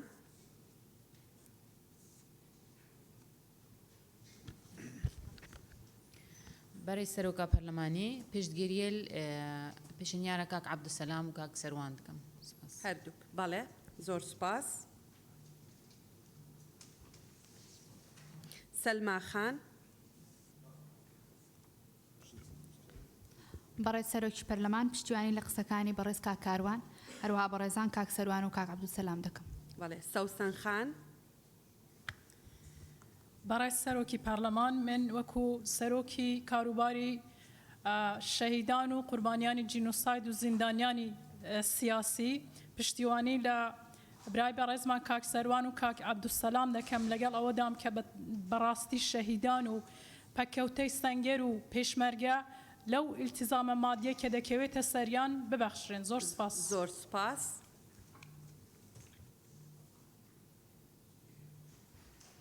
کاک مەلا عوسمان فەرموون. بەڕێز سەرۆکی پەرلەمان بۆی کە لە سیاغی ئەم پێشنیازی پرۆژە یاسایە تێکگیران نەبێ کە لە شوێنێک دەڵێ ئەو کەسێکەوە بە خاوەنکردنی بۆ دەکرێت مستەفید نەبوو بێ و هەروە لێرە دەڵێ بە فعلی دانیشتوی ئەو شوێنە بێ. ئەوە پێم وایە تێکگیرانێک ڕوودەدا. منمان پێ باشە و خەڵکێکەوە بە هۆیەک لە هۆیەکانەوە نەیتوانین لەو خانوە تەجاوزدا بنیشێ ئایا بێکەلک بووە، ئایا نەخۆشێکی هەبووە، ئایا عوزرێکی تری هەبووە، ئەوە پێداچنەوەیکی بۆ بکرێت لەگەڵ لێژنەی یاسایی. سوپاسان دەکەم، دەستان خۆش بێ. بەڵێ زۆر سوپاس. کاک عوسمانی تر. بەڕێز سەرۆکی پەرلەمان من پشتیوانی تەواو لە پێشنیارەکەی کاک کاروان و کاک سەروان دەکەم و هەروەها پێم باشە ئێمە ماستەندێ ماستەر پلان هەیە تا ئێساکانە بە تەواوەتی نەخراوەتی یاخود بە تەواوەتی ئەوە نەکراوە. پێم باشە ئەوە وا بکرێت ینی ئەو ماستەر پلانانی کە تا ئێساکانە بە تەواوەتی تەواو نەبوون تێبینێک لەسەرەوە بنیش کاوانش بگرێتەوە لەبەرەوەی هەندێکیان لادیەکانیش ئەگەر نەوانێ بەعزێ لادێ هەیە کەوتۆتە سنووری ماستەر پلانە وەڵام ماستەر پلانەکە تاسا تەواو نەبووە بۆیە ئەو شوێنانش بگرێتەوە باش. بەڵێ کاک پێشەوە فەرموون. بەڕێز سەرۆکی پەرلەمان لە دوای مداخلەی هاوڕێیانم هۆکاری دڵخۆشیەکەت بۆ دەرکەوت لە ناو ئێمە کێبڕکێ بوو کە بتوانین ئەم هەواڵەی کە پاڵپشتی لە بنەماڵەی سەربەرزی شەهیدانەکات، پاڵپشتی لە بریندارانەکات، لە هێزی پێشمەرگەی کوردستانەکات، شەرەفەکەی بەر یەکەم کەس بکەوێت کە پێشنیارەکە ئەکات. ئەمە حەقێکی ئەوانە و حەقێکی زۆر کەمی ئەوانەکە لەم خولەی پەرلەمان دامایی دڵخۆشیە بۆ ئێمە کە بتوانین شەڕ لەسەر مافەکانی ئەوان بکەین لەبەرەوەی کە بارگرانی قورس لەسەر ژیانیان هەبووە، موچەیان کەم بۆ زەختێک لەسەریان بوو کە لەوانەیە نەتوانن بکەونە ژێرباری پارەیەکەوە کە لەوانەیە لە ڕوانگەی هەندێک کەسەوە پارەیەکی کەم بێت بەڵام بۆوان پارەیەکی زۆر و شوێنی خۆیەگرێت. بۆیە بەپێی ئەمە لە ڕوانگەی ئەمەوە پاڵپشتی لە هاوڕێیانی بەڕێزم کاک عەبدولسەلام کاک سەروان هەرکیەکەم، هێزی پێشمەرگەی کوردستان کە سوکاری سەربەرزی شەهیدان بریندارانی شەڕ بە پێی راپۆرتی پزیشکی بۆی کە هیچ ئەملاولایەک نەکرێت لە ناو بابەتەکەدا و هەروە هێزی پێشمەرگەشە بێت هەندێک وردەکاری بگیرێتە بەر بۆی مافەکەیان لەلایەن خەڵکی دیکەوە نەخورێت چونکە ڕێی تێئەچێت ئەکرێت کە بەرپرسێکیەوان یان کەسێکیەوان دەست بەسەر ئەو مڵکەیە بگرێت یان زەختێک لەوان بکات کە لە ژێرباری بێنە دەرەوە بۆیە دەبێت ڕێکاری ئەمەش ڕەچاو بکرێت. پاڵپشتی هاوڕێیانەکەم هەرسێ توێژەکە مافیەوەیان هەیە کە ببەخشرێن لە هەموو جۆرە ڕسوماتێکی ئەم ڕۆژەیە. فەرموون. زۆر سوپاس. فەرموون کاک فاهیک. بەڕێز سەرۆکی پەرلەمان ئێمە وەکو پێکهاتەکان پشتنیارێک بەردەستی کاکڕۆمیەوە دەخوێنێت. بەڵێ تەمام. بەڵێ بەسەر چاو لەم بەربایکە بدوت. سەرچنار خان. بەڕێز سەرۆکی پەرلەمان من سەرنجێکی یاساییم هەیە لەسەر ئەم مادەیە مادە یەک بڕگەی یەکەم زیادەڕۆکار بۆ مەبەستەکانی ئەم یاسایە ئەو دووشەیە لا ببرێ بۆ مەبەستەکانی ئەم یاسایە چونکە ئەوە تەحسیل حاصڵە پێویست ناکە لە کاتی تەشریع زۆر وشە دووبارە بێتەوە بە کەمترین وشە مانە ببەخشێ باشترە.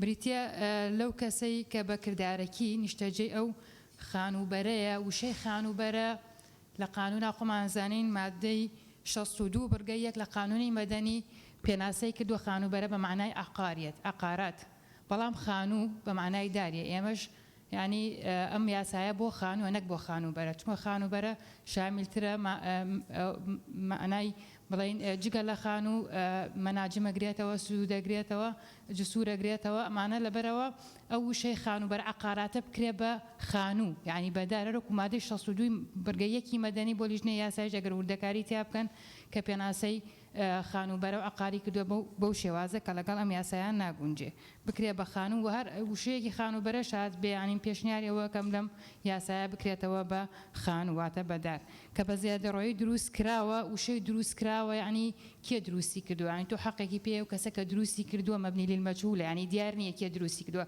بەس ئەگەر بڵێ دروستی کردووە یعنی ئەو کەسەی کە لە ناو خانوەکەیە دروستی کردووە یعنی ئەگەر خۆی بێ خۆشی نەما مناڵی بێیان ئەوانەی کە بە حکمی یاسا لێرە باس کراوە بە حکمی یاسا بۆ بەخێوکردنیان ڕاستپێدراوە ئەو کاتە بەو شێوازیانی دروست کراوە بڵێ بە دروستی کردووە ئەو شخصە خۆی اینجا وشەی دروستی کردووە لەسەر زەوی شارەوانی چونکە دیاری نەکراوە لەسەر کوێ دروستی کردووە ئەبێ و ئیزافەیەش ضرورە بۆ ئەم بڕگەیە بکرێ زۆر سوپاس مەمنون زۆر سوپاس لەوەی ئەخیرەوە مەرجنیە زەویەکە بە تەنهایی شارەوانی بێ یعنی لەوانەیە زەویەکەی وەزارەتی مالیە بێ لەوانەیە زەویەکە مەملوکە لی دەولە بێ ئێشتا نەدرابێ بە وەزارەتێک و ئامانجی ئەم یاسایەش گەورەترە لەوەی کە بە تەنها لەسەر ئەو زەویانە تاپۆ بکرێت کە لەسەر شارەوانی دروستکراوە ئەوانی تر سەرنجی دروستن سوپاس بەڵێ کاک سەرکۆ فەرموون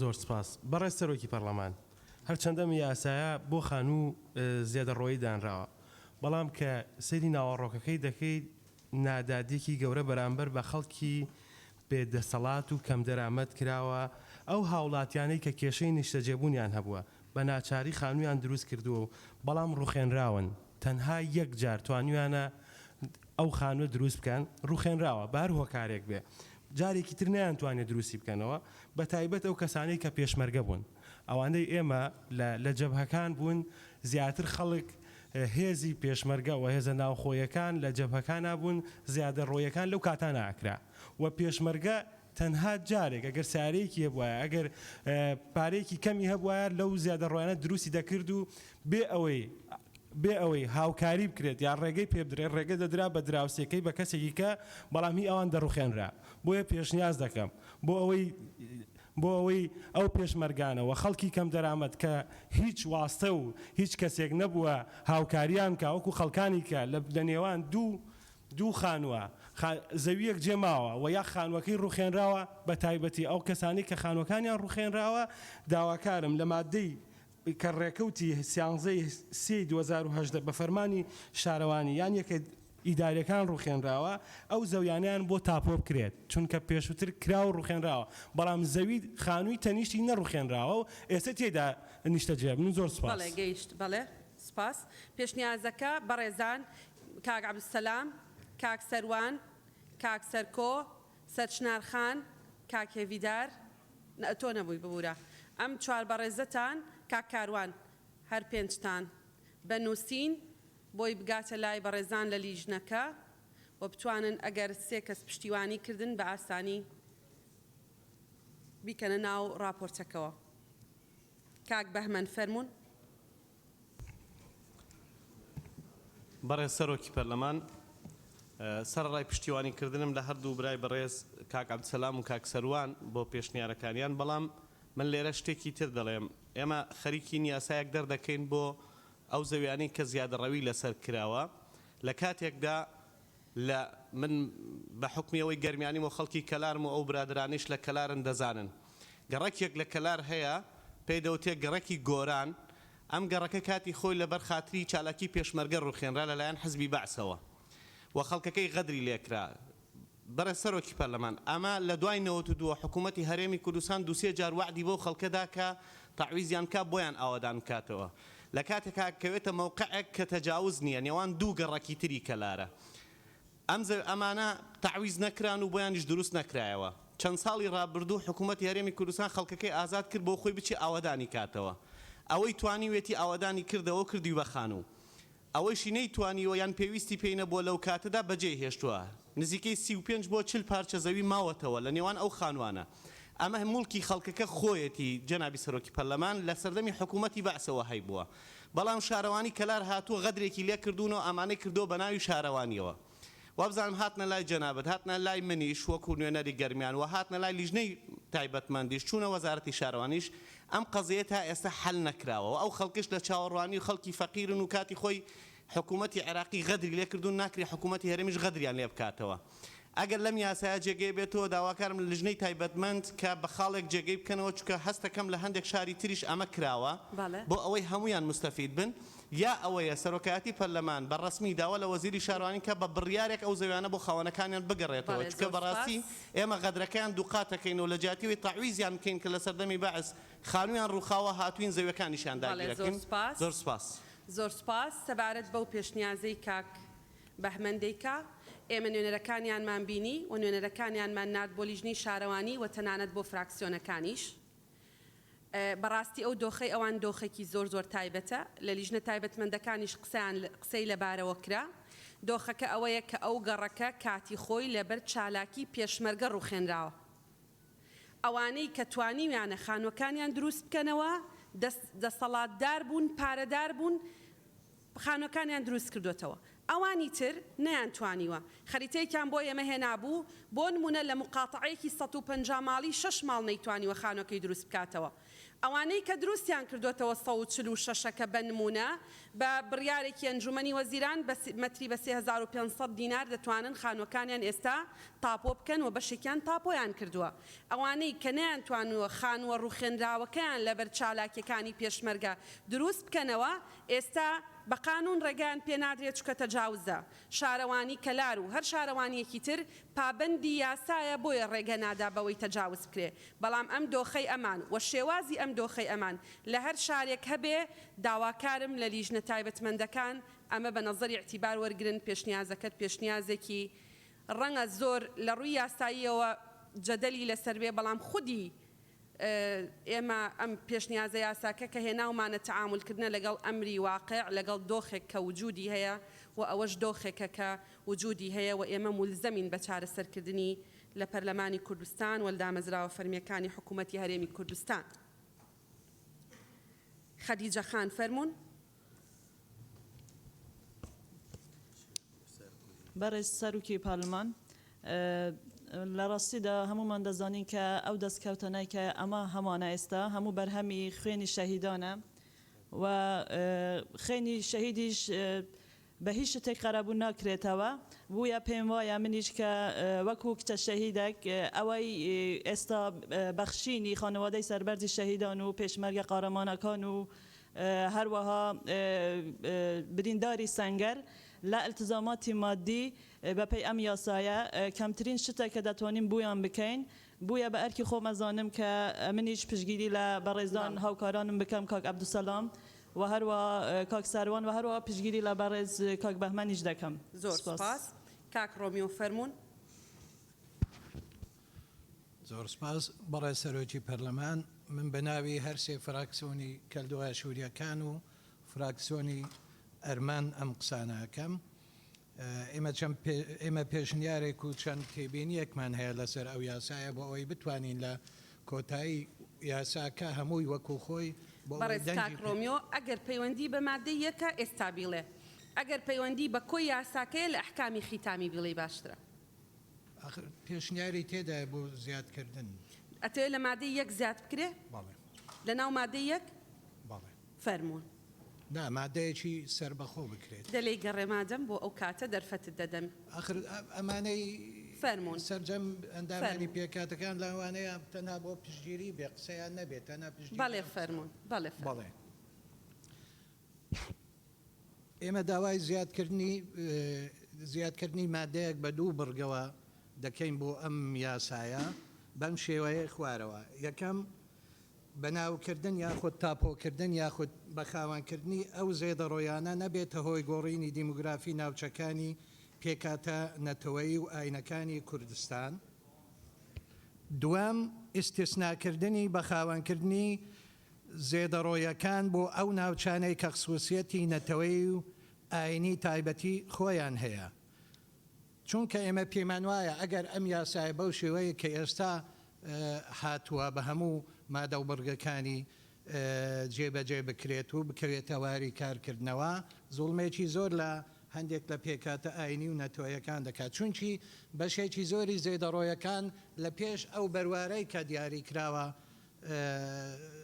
سێزدەی سێی 2010ەوە بە سێریان هاتووە بۆیە ئێمە پێمان وایە جێبەجێکردنی ئەم یاسایە بەوم شێوەیە کە هاتووە دەبێتە هۆی یەکەم زێدەڕۆییکردن لەسەر بەشی هەرە زۆری مڵک و زەویزاری پێکاتەی ئێمە وەکو کەلدۆ ئاشووریەکان دووەم دەبێتە هۆی هاندانی خەڵکی ئێمە بۆ بەجێهێشتنی وڵات سێەم تێکدانی پێکەوە ژیانی برایەنە لە کوردستان کە سەدان ساڵە هەموو پێکاتە نەتەوەی و ئاینەکان پێکەوە دەژین چوارەم نەمانی متمانەیە نێوان پێکاتە جیاکانی کوردستان پێنجەم ئەگەر ئێمە وەکو پەرلەمانتاری ئەم فراکسیۆنانەی کە ناوم هێنان لەوانەیە ئێمە ناتوانین نەک لەوانەیە بە تەجید ئێمە ناتوانین هەموو ئەو بەرنمەیە کە کاتی خۆی بە خەڵکی خۆمان داوا لە کاتی هەڵمەتی هەڵبژارنە ناتوانین جێبەجێ بکەن ناتوانین پشتگیری لە داواکاری و ماف و داخوازەکانی ئەوان بکەین بۆیە ئێمە پێمان وایە ئەگەر ئێمە نەتوانین پشتگیری لە خەڵکی خۆمان و سەرجەم خەڵکی کوردستان بکەین من پێم وایە مانەوەمان لەم هۆڵە ئەوەندە مانایەکی ئەوەندە گەورە ناکرێ وەخاڵ تێبینێکی تریشمان هەیە تێکەڵ نەکردنی ئەو زێدەڕۆیانەی کە هەندێک زێدەڕۆیی بۆ سەر ناوچەکانی ئێمە بۆ سەر گوندەکانی کەلدۆ ئاشووریەکان هەندێک بڕیاری دادگاش پێیان دەرچووە بۆەوەی بگەڕێتەوە بۆ خاوەنی ئەسلی خۆیان تکایە ئەمەش تێکەڵ بەمانە نەکرێتن لەگەڵ ڕێزمدا.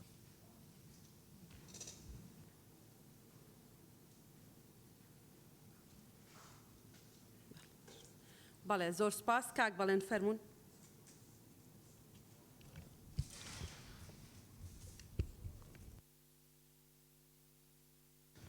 بەڕێز سەرۆکی پەرلەمان سەبارەت بە مادەی یەکەم ئێمە بە تەواوەتی پشتیوانی لەوەکەین کە کەسوکاری سەربەرزی شەهیدان هێزەکانی پێشمەرگەی سەر بە وەزارەتی پێشمەرگەی حکوومەتی هەرێمی کوردستان لەم بارگرانی کە ئەکەوێتە سەرشانیان بەهۆی دەرچواننی ئەم یاسایەوە ببەخشتێن. دوو بێگومانە بێ مادەی یەکەم لەگەڵ ناونیشانی یاساکە دقیقتر بێ بۆ ئەوەی کە ئەو پێشنیازەی برای بەڕێزم کاروان گەزنەی کردی کە هەم زەوی هەم خانوو یعنی لە ناونیشانی یاساکە بەس باسی زەویەکە هاتووە لە مادەی یەکەم بەس ئەڵێ بکە بە فعلیتیان نیشتەجێ بێ ینی کرابێ بە خانوو ڕوون نییە لەوەی کە ئایا ئەگەر عەرزەیەک بە تەنیا لە بینی دوو خانووە ما بۆ چۆن چارەسەرەکرێ لەبەرەوە پێشنیازیەوە پێنی پشتیوانی پێشنیازەکەی کاروانەکەم سێ داوای ڕوونکردنەوەی یەکەم هۆکاری ئەو ڕێکەوتە سیانزەی 2010 لەکوێوە هاتووە بە چاوڕوونیەکمان بنێ. زۆر سپاس. زۆر سپاس کاک بەڵێن. کاکتۆر شێرکۆ فەرمونون. بەڕێز سەرۆکی پەرلەمان من پشتیوانی لە ڕای خوشکە سەرچنارەکەم کە لە مادەی یەکەم بە مەبەستەکانی ئەم یاسایە لا ببرێ هەروەها لە یەکەما وشەی خانوو بەرە بکرێ بە خانوو هەروەها لە یەکەما دروستکراوە بکرێت بە دروستی کردووە لەسەر زەوی حکومی بۆ ئەوەی کە شارەوانەکە حەل بێ زەوی حکومی و هەروەها پشتیوانی لە تەخسیسکردنی ئیمتیازاتی تایبەت لەم یاسایەدا بۆ هێزی پێشمەرگە و بۆ زیندانیانی سیاسی و بۆ قوربانیانی جینۆسای دەکەم کە ئەوە مافی خۆیانە و جێی خۆیەتی لێرە جێ بکرێتەوە و پشتیوانی لە بۆچوونی کاک پێشەوە و کاک کاروان و کاک بەڵێنەکەم. زۆر سپاس. بەڵێ زۆر سپاس کاک لوقمان فەرمونون. بەڕێز سەرۆکی پەرلەمان وێڕای دەستخۆشیمان بۆ هەوڵەکانی هەردوو لێژنەی شارەوانی و گەشت و گوزار و لێژنەی یاسایی پێشنیازەکەم کە لە مادەی یەکەم فەقەڕەیەک زیاد بکرێ ئاشکرایە کە لە هەرێمی کوردستان لە ساڵانی سەردەمی دەسەڵاتی ڕژێمی ڕابردوو ژمارەی قەزا و نەحیا خاپور و وێران کران لە سنووری پارێزگای هەولێر سلێمانی دهۆک خاوەن خانووەکان بە هەر هۆیەک لە هۆیەکان بێ نەیانتوانیوە و خانووەکانی خۆیان دروست بکەنەوە لە ناوچەی گەرمیان بە حکومی ئەنفالەکان بۆیە پێشنیازەکەم فەقەڕەیەک زیاد بکرێ ئەو خانوانەی لە سەردەمی ڕژێمی ڕابردوو واتە پێش ساڵی 1991 خانوو بوون ئێستا زەوین خانووەکان ڕووخاون بە هەر هۆیەک لە هۆیەکان خاوەنەکان نەیانتوانیوە زەویەکانیان جارێکتر بکەنەوە خانوو حکومەکانی ئەم یاسایان لەسەر جێبەجێ بکرێ بۆی ئەو خەڵکی ئەو قەزا و نەحیانەی کە لە سەردەمی ڕژێمی ڕابردوو خاپور و وێران کرن خاوەن خانووەکان کە ئێستا زەوینە بێبەش نەبن. دوو لەژێر ئەو بنەمایی کە هەمومان نەزانین ئازادی ئەمڕۆ بەرهەمی خوێنی شەهیدانە و کەمەندامانی سەنگەرە و پاراستنی خاچی کوردستان ئەرچی هێزی پێشمەرگەی کوردستانە بۆیە پشتیوانی لەو بۆچوونە ئەەکەین و داواکارین کە سوکاری شەهیدان کەمەندامانی سەنگەر هێزی پێشمەرگەی کوردستان و هێزەکانی ئاسایشی ناوخۆ ببەخشترێن لەو ئیلتیزامە داراییەی کە ئەکەوێتە سەرشانیان. هەروها پشتیوانی لە پێشنیازەکەی کاروان کاک سەرکۆ کا عوسمان دەکەم. زۆر سپاس. بەڵێ زۆر سپاس. بەڕێ سەرۆکی لیژنەی یاسایی قسێکتانەیە؟ دەزانم ماوە ئەو قسێکی هەیە لەو بینیا دەوێت بکە؟ بەڵێ حەزم نەکرد بە نقطەی نیزام داخل بم. بەڕێ سەرۆکی پارلەمان منیش پشتگیری ئەوڕایانە هەمووان دەکەم کەس لە دژیا و پێشنیارانە نین هەموومان لە خزمەتی شەید و برا پێشمەرگەکان داین بەڵام لە مادەی یەک جێ ئەو پێشنیارە نابێتەوە یعنی ئەگەر چەند پێشنیاریش بکرێ بەڕاستی دەبێت لە مادەی دووەم بڕگەی دووەم لەوێ جێ ئەو پێشنیارانە بکەین و ئیش لەسەر بکەین. بەگوێرەی ئەو هەموارەی کە تازە کردومانە بەڕێستان لیژنەی تایبەتمەند و لیژنەی یاسایی دەسەڵاتی ئەوتان هەیە لە کۆبندی ئەو قسانەی کە بەڕێزان ئەندامانی پەرلەمان دەکەن داڕشتێک ئامادە بکەن هەر ئەو مادەیەش دەسەڵاتی ئەوتان دەداتێ خۆتان شوێنی گونجاو لە ڕووی مەنهەجێتی قانونیەوە بۆ ئەو پێشنیازە بدۆزنەوە ئەگەر پەسەند کرا. بەڵێ کاکتۆر ئیسماعیل فەرموون. کاکمان ئەو پێشنیازت بێ زەحمەت بنووسی؟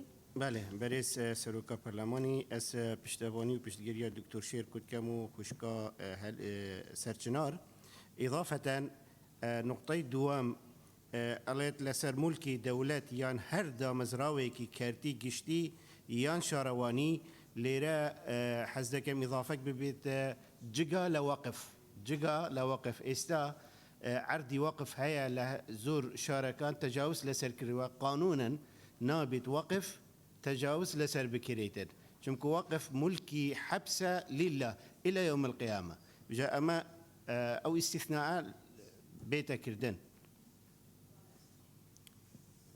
بەڵێ زۆر سوپاس.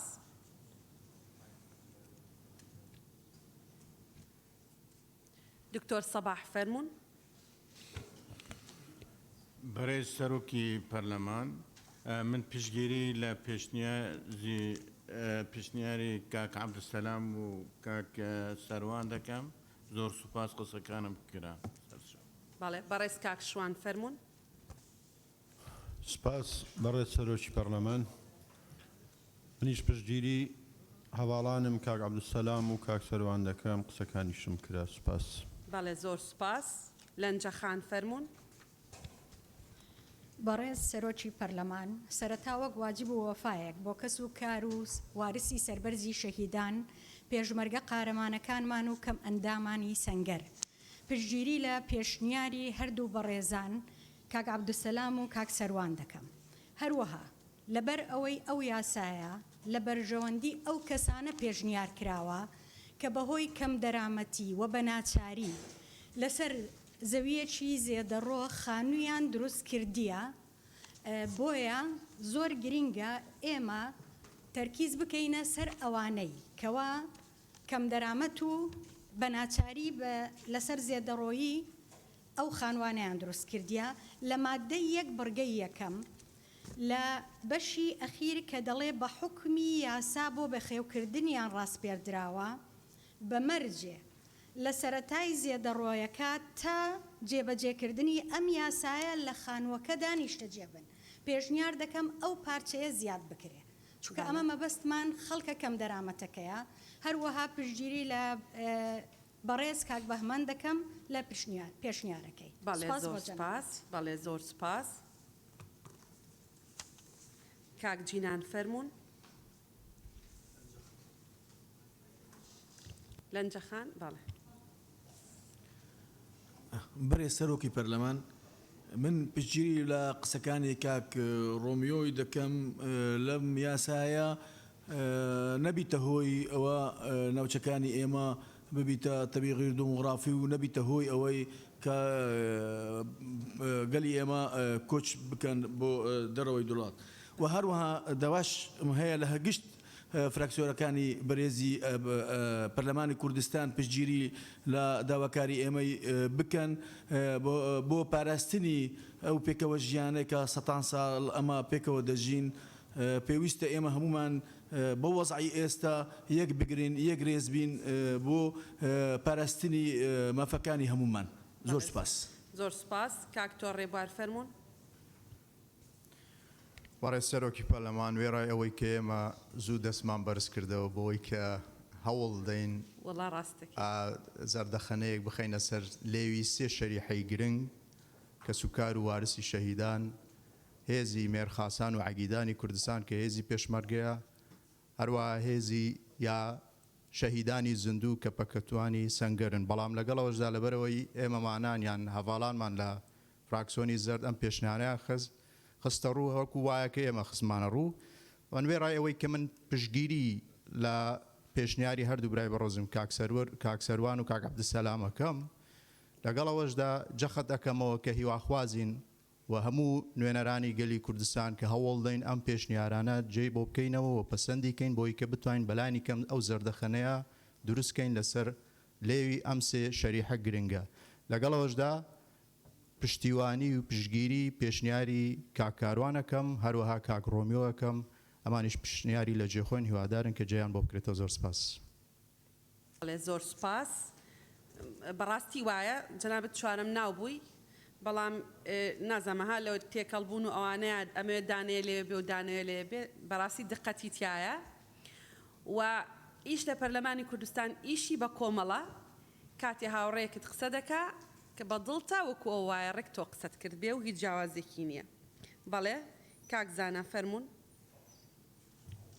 بەڕێز سەرۆکی پەرلەمان لە پێناو پاراستنی ئەو پێکەوە ژیانەی کە لە هەرێمی کوردستاندا هەیە بۆ نەسڕینەوەی دیمۆگرافیای ناوچەکانی پێکاتە ئاینی و نەتەوەییەکان ئیستسنا بکرێت لەو ناوچانەی کە کاک ڕۆمیۆ پێشنیاری کرد کە ئەو مڵکانی لەوێدا تەجاوزاتیان لەسەر کراوە بە خاوەن نەکرێن ئێمە بتوانین بە هەمولایەکمان پشتیوانی بکەین بۆ مەبەستە پشتیوانی پێشنیارەکەی کاک ڕۆمیۆ دەکەم و پشتیوانی لە پێشنیارەکەی کاک سەرکۆ دەکەم بێگومان بەشێک لەو زەویانەی کە خەڵکانێک هەبوون کەم دەرامەت بوون ویستویانە تەجاوزات بکەن وەکو ئەوانێک کە ئێستا ئێمە یاسایان بۆ دەردەکەین بەڵام بەداخەوە ڕەنگە پشتگیریان نەبوو بێت یان ڕوونتر بڵێین واستەیان نەبووە بۆ ئەوەی بۆیان بچێتە سەر خانوەکانیان ڕوخێنراون.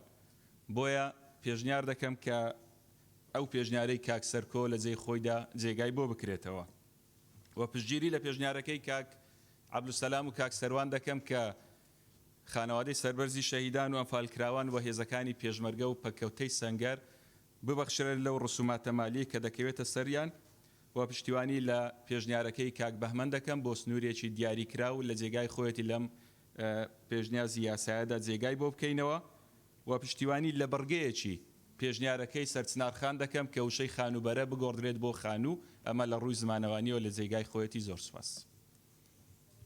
زۆر سپاس. کاک فاهیک. بەڕێز سەرۆکی پەرلەمان پشتگیری پشتنیارە کاک ڕۆمیۆ دەکەم و هەروەسا پشتگیری پشتنیارە کاک عەبدولسەلام دولەمەری و کاک سەروان دەکەم و زۆر سپاس. بەڵێ کاکمەم فەرمونون.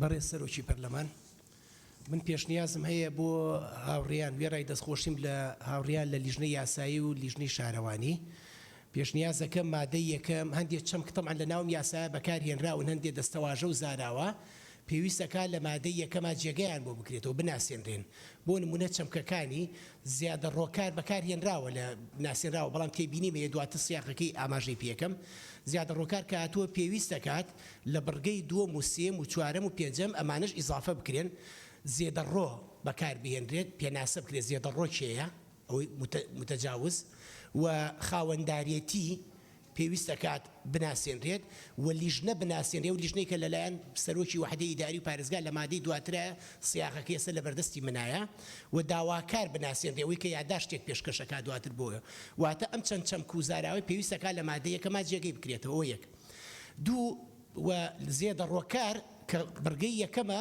داڕشتنەوەکی بەم شێوەی لێ بکرێ هەڵبەتە وەکو سەرچنارخانیش پێشتر ئاماژەی پێکرد مەبەستەکانی ئەم یاسا بریتە لەو کەسی پێویست ناکە ئەوە هەبێت هەر زێدە ڕۆکار ناسادنی بەم شێوە بێم زاراوە زێدە ڕۆکار ئەو کەسەیە بە کردارێکی فعلی نیشتەجێی ئەو خانووەیە کە بە زێدە ڕۆ نەک زێدە ڕۆی بە زێدە ڕۆ دروست کراوە یان میراتگرە شەرعیەکانی یاخود ئەوانەی زێدە ڕۆکار دیاسانە و لێرە بێ لا ببرێت پێویست ناکە لە بەروی ناسێنراوە کەچەیە یاخود ئەوانەی بە حکمی یاسا بۆ بەخێوکردنیان ڕاست پێراوە لە کاتی جێبەجەکردنی ئەم یاسایەدا لە ڕووی زمانەوەێت دا ئەبێ وەرگێ لە بەروی ئەمی لەگەڵایە لە خانووەکەدا نیشتەجێن ئەمێنێتەوە کە ئەم چەمکانە ناسێنران واتە ئەم پێنج بڕگەم دەستەواژانە ناسێنران مادەی دووەم سربەخۆیە لە بەروی چەمچێک ناناسێنرێت بێتە مادەیەکی سربەخۆ بڕگەی دووەم و ئەو تەسەسولە بۆ شێوەیە بڕوا تا کۆتایی و زۆر سپاسانەکەم بەڵێ زۆر سپاس بە نووسین کاکمەم بێ زەحمەت کاک حکمت فەرموون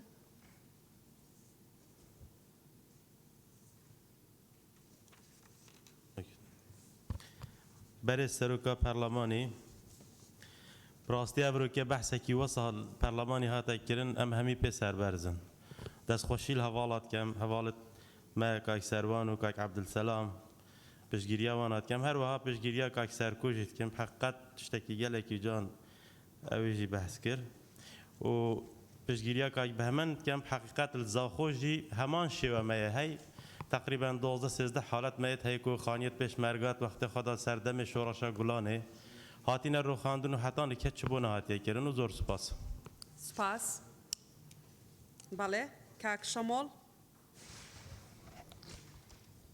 وەڕێز سەرۆکی پەرلەمان بەڵێ پشتیوانی لە قسەکانی کاک سەرکۆ و کاک لوقمان و کاک دکتۆر عەبدولسەلام و کاک سەروان دەکەم زۆر سپاس کاک دابان فەرموون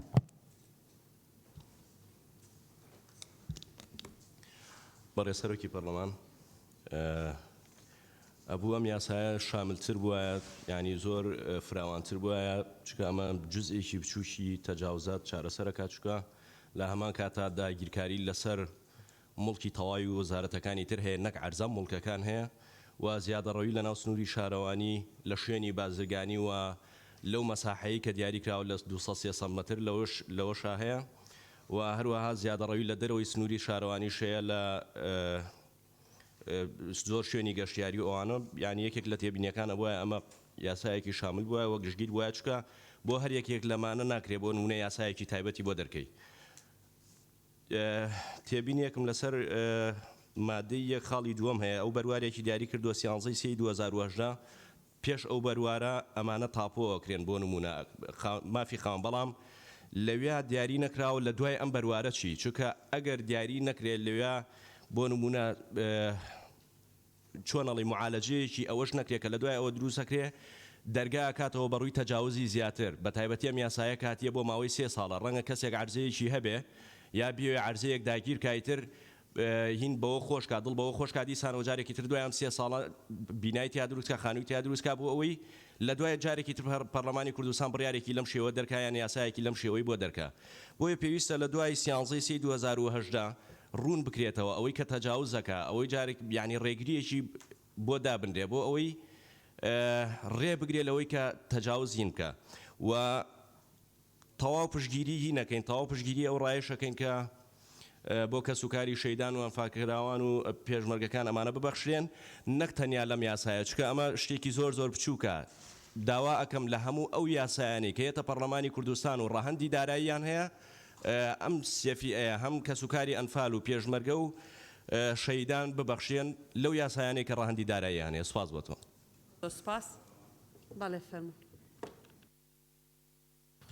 بەڕێز سەرۆکی پەرلەمان ئەندامانی بەڕێز خۆشەویست لە مادەی 54 لە بڕگەی 4 لە خاڵی سێیە ئێمە یەک مادەمان خسۆتە ڕوو مادەکە دوو بڕگەیە دوو بڕگەکە زۆر وازیحە دەکرێت لە چوارچەوەی ئەم دوو بڕگەیە بەڕاستی گفتوگۆ بکەین هەندێک پێشنیار هەیە منەزانم لە مادەی سێ جارێشتر هەمووتان پێویستان بۆ دەبێت ئەم بابەتە دووبارەکەنەوە تکایە ئەم بەپێی پەیڕاو دەبێت ئەم بابەتەی دەخرێتە ڕوو بۆ ئەندامانی بەڕێز گفتوگۆ لەسەر ئەم مادەیە ئەم خاڵە ئەم بابەتە بێ ڕووکراتەوە هەست دەکەم زۆربەی ئەم پێشنیارانەی دەکرێت لەسەر کۆی پرۆژه یاسایەکە دەکرێت کە بەڕاستی لە بەردەستانایە ئێمە ئێستا گفتوگۆ لەسەر یەک مادە دەکەین تکایە لەسەر ئەو مادەیە چ گۆڕانکاریەک لەو مادەیە بکەین نەک لەسەر کۆی پرۆژه یاسایەکە بۆی سوێنێکە ئێمەش تووشی ئەشکال نەبین لەسەر پرۆژەکان یان برێن من تۆ پێشنیار لە مادەی کردەوە کە من ناتوانم ئەم پێشنیاری ئێوە لەم مادەیە جێ بکەینەوە بۆیە داوای لێبر نەکەم ئەمە خاڵێکی پێی ڕێی بوو زۆر سپاس زۆر سپاس جەنابتان بیبەن ئەو شوێنەی کە پێویستە بیبن ئەندامانی پەرلەمان حەزیان کرد پەلەیان بوو زوو ئەو پێشنیارانە بکەن بۆ خەڵکە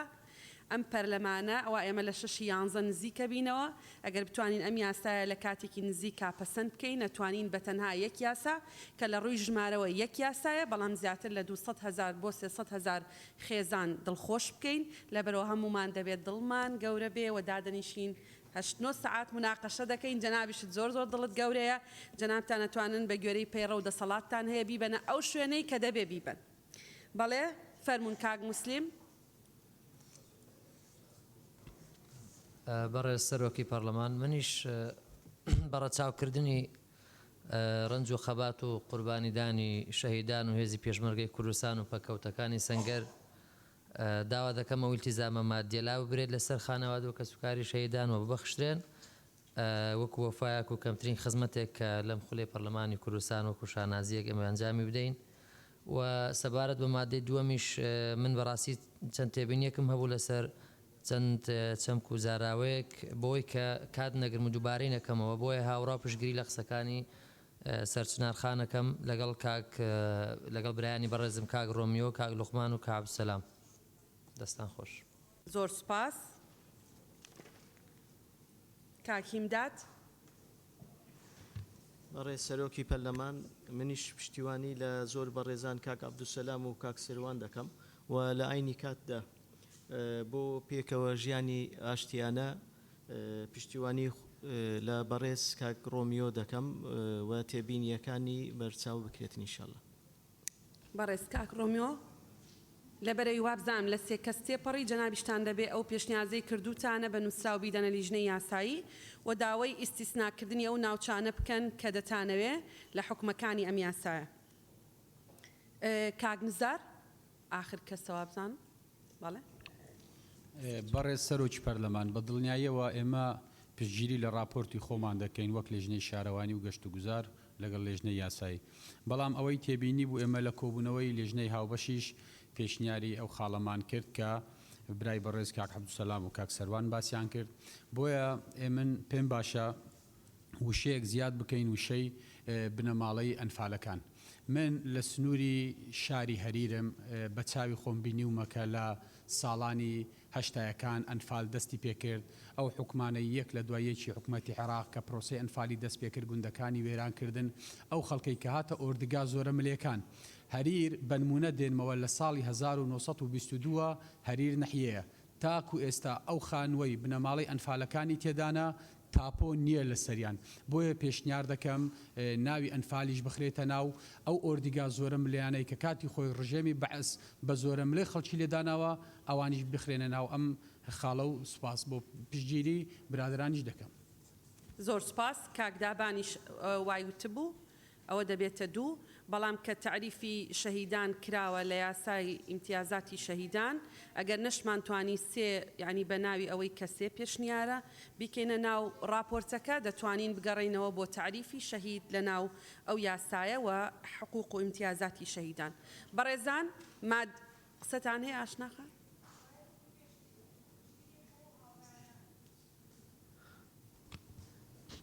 دکتۆرە ڕێواز فیئێکی زۆری گرتەوە بەس هەستەکەمە من زوڵمێکە لە زیندانیانی سیاسیش بەڕاستی یعنی ئەگەر زیندانیانی سیاسیژ ئیزافە بکرێت چەند پێشتر ناوم نەنووسی بوو بۆیە نەمویست قسە بکەم بەڵام ئەگەر ئیزافەی بکەن شتێکی زۆر باش بەڵێ کە بەڕێزان ئەندامانی پەرلەمان کاک جەلال ئاخر کەسە تەواو فەرمو کاک فەرید ببوورە کاک فەریدم نووسی بوو لە بەڵێ کاک فەرید دوایەوە کاک جەلال جەنابچی ببوورە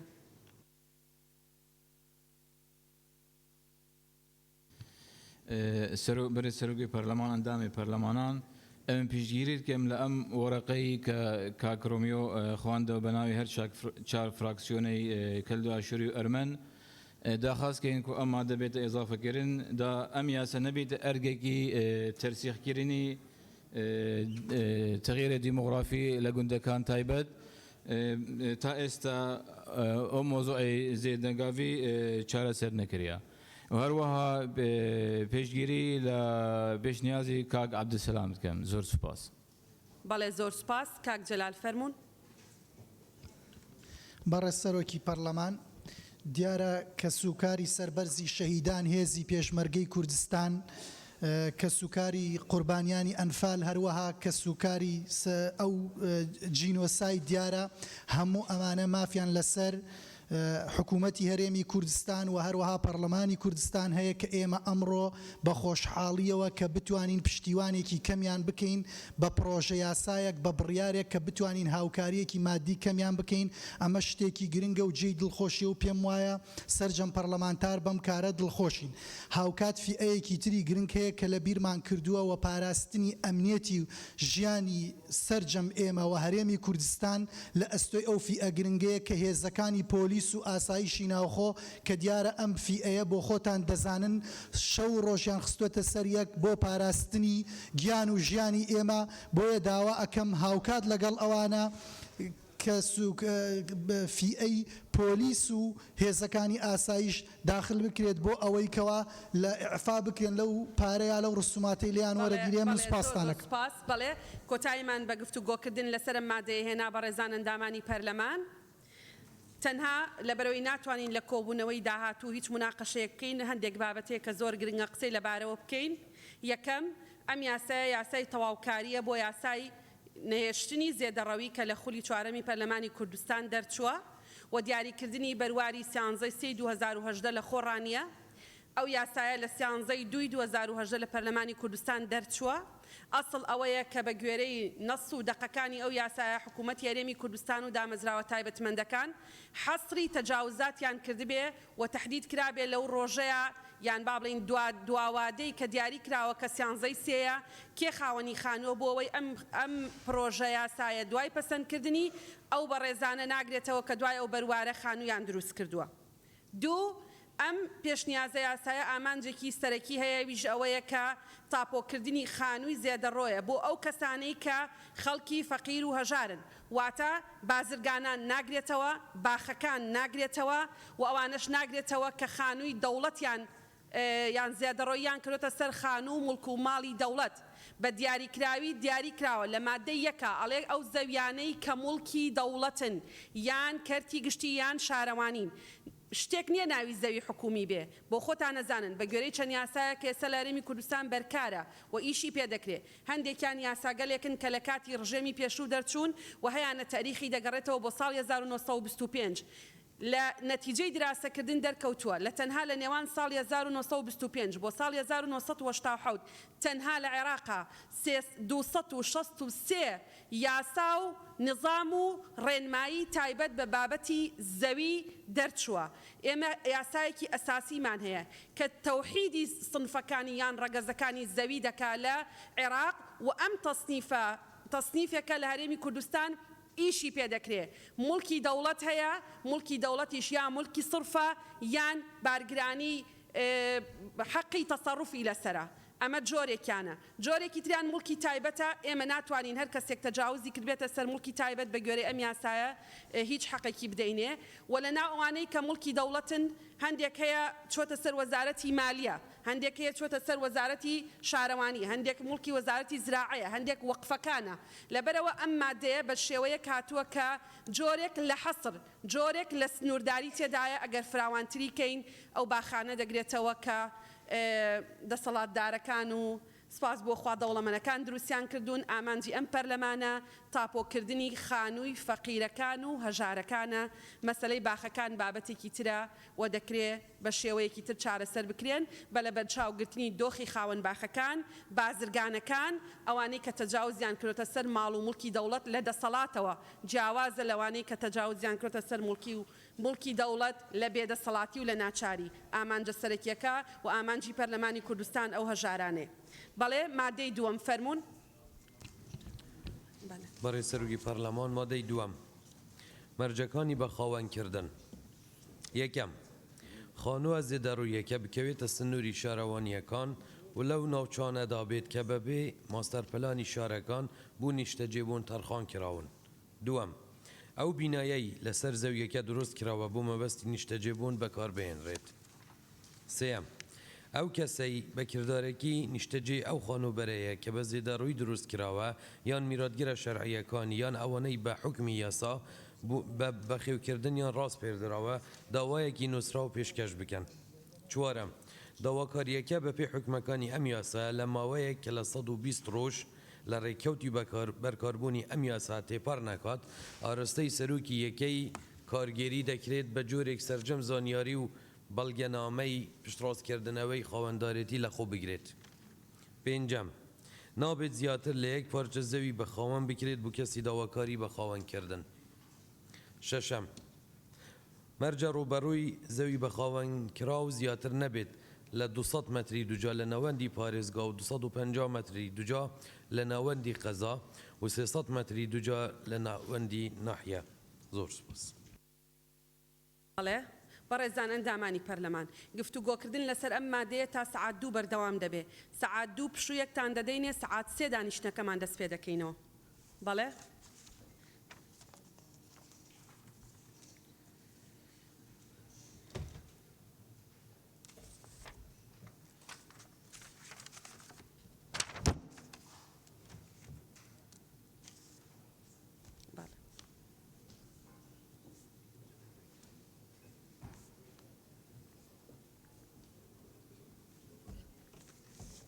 ڕیزە بنووسە من ئەوان دەنووسم ناوەڕاست بنووسە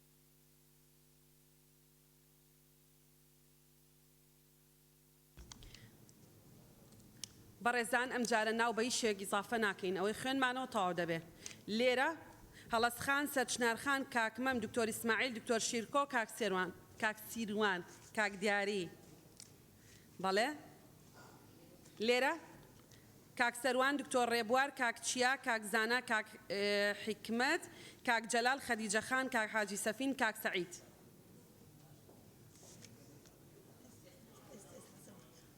بەڵێ اینجا قسەکردنی جواب بکەن لە دەقەیەکە تەواو بێ بەڵێ کاک مسلیم کاک بەڵێن کاک سەرکۆ کاک لقمان کاک کاروان کاک عوسمان مەلا عوسمان یا ئەویتر کاک عوسمان بەڵێ کاک عوسمان کاک مەلا ناسر کاک شاخەوان شیرین خان کەس ماوە نەما کاک ڕزگار سەلما شنۆ کاک جەلال گولستان خان جاری پێش ڕۆژ دەستی بەرز کردۆ هێرش نووسیم تەواو بەڵێ بەڵێ بەڵێ گولستان خان فەرموون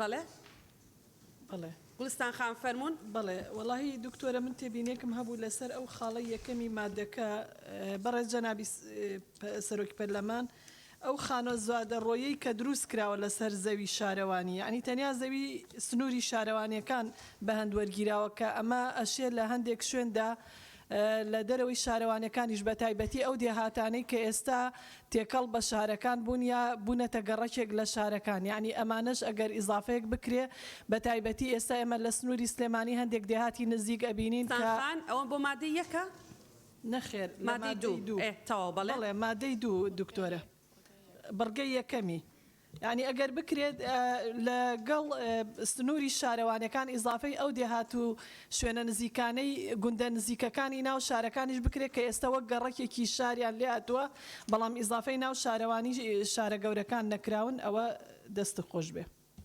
سپاس. بەڵێ زۆر سپاس.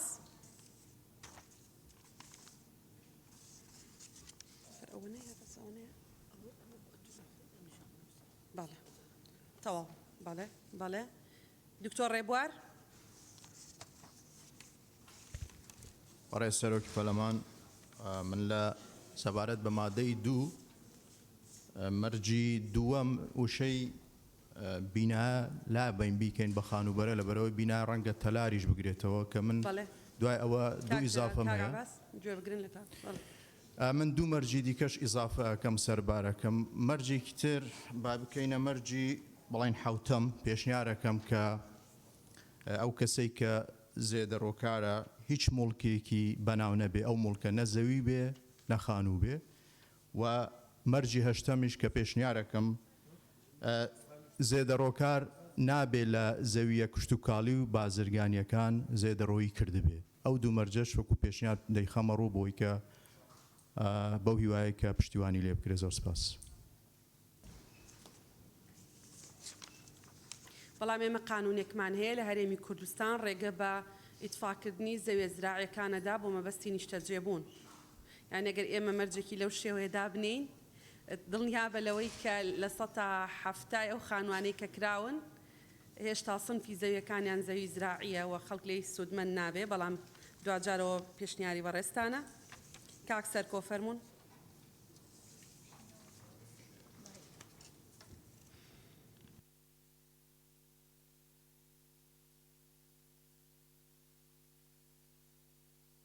بەڕێز سەرۆکی پەرلەمان لە مادەی دووەمدا ئەوەی کە گرنگە ئێمە ئەو خانوانەی کە لەلایەن ڕژێمی بەعسیەوە لە ساڵی 1970 پێشووتردا لە زۆربەی شار و شارۆچکەکان ڕوخێنراوە بە زەوی ماوەتەوە داواکارین ئەمانە تاپۆ بکرێ و ڕێگە بکرێت بە خانوو. زۆر سپاس.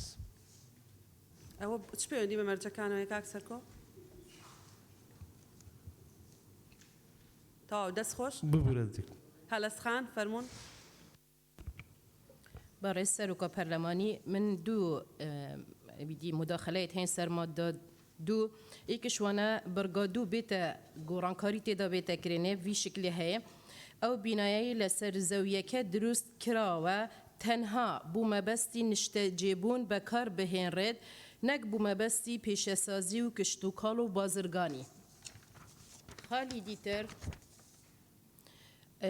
برگەی حوتەم زیاد بتن نابێت کەسی زیادەر و کار پێشتر سوودمەند بت لە حکوومەت و هیچ مولکێکی تری نیشتەجێبوونی بەناوی نەبێت.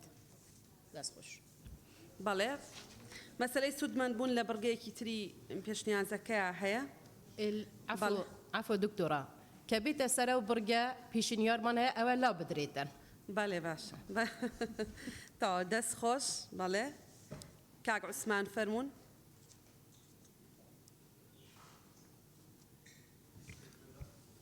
بەڕێز سەرۆکی پەرلەمان ئەو بینایی لەسەر زەویەکە دروست کراوە بۆ مەبەستی نیشتەجێبوون بەکار دەهێنرێت ئیزافەیەکی بۆ بکرێت یا ئەو کەلاوە کۆنانەی سەردەمای ڕژێم ئیزافەی ئەوەشی بۆ بکرێوەکو با بڵین نەکەی. بەڵێ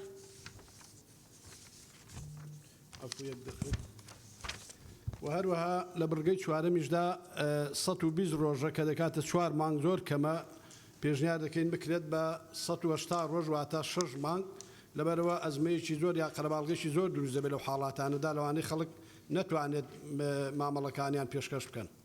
و هەروەها بڕگەی شەشەمیش 250 متر بۆ ناوەندی قەزاکان من بەکەم دەزانم بکرێت بە 300 و بۆ ناحیەکانیش بکرێت بە 400 لەبەر ئەوە 400 متر لەبەرەوە لە سادا ناحیەکان لەوانەیە لە مەساحەیەکی باشدا بینان دروست کرد بێت و بگرە 1000 متریش ببێت بەڵام لانی کەمی بتوانین 400 متریان بۆ تاپۆ بکرێت کارێکی باشترە.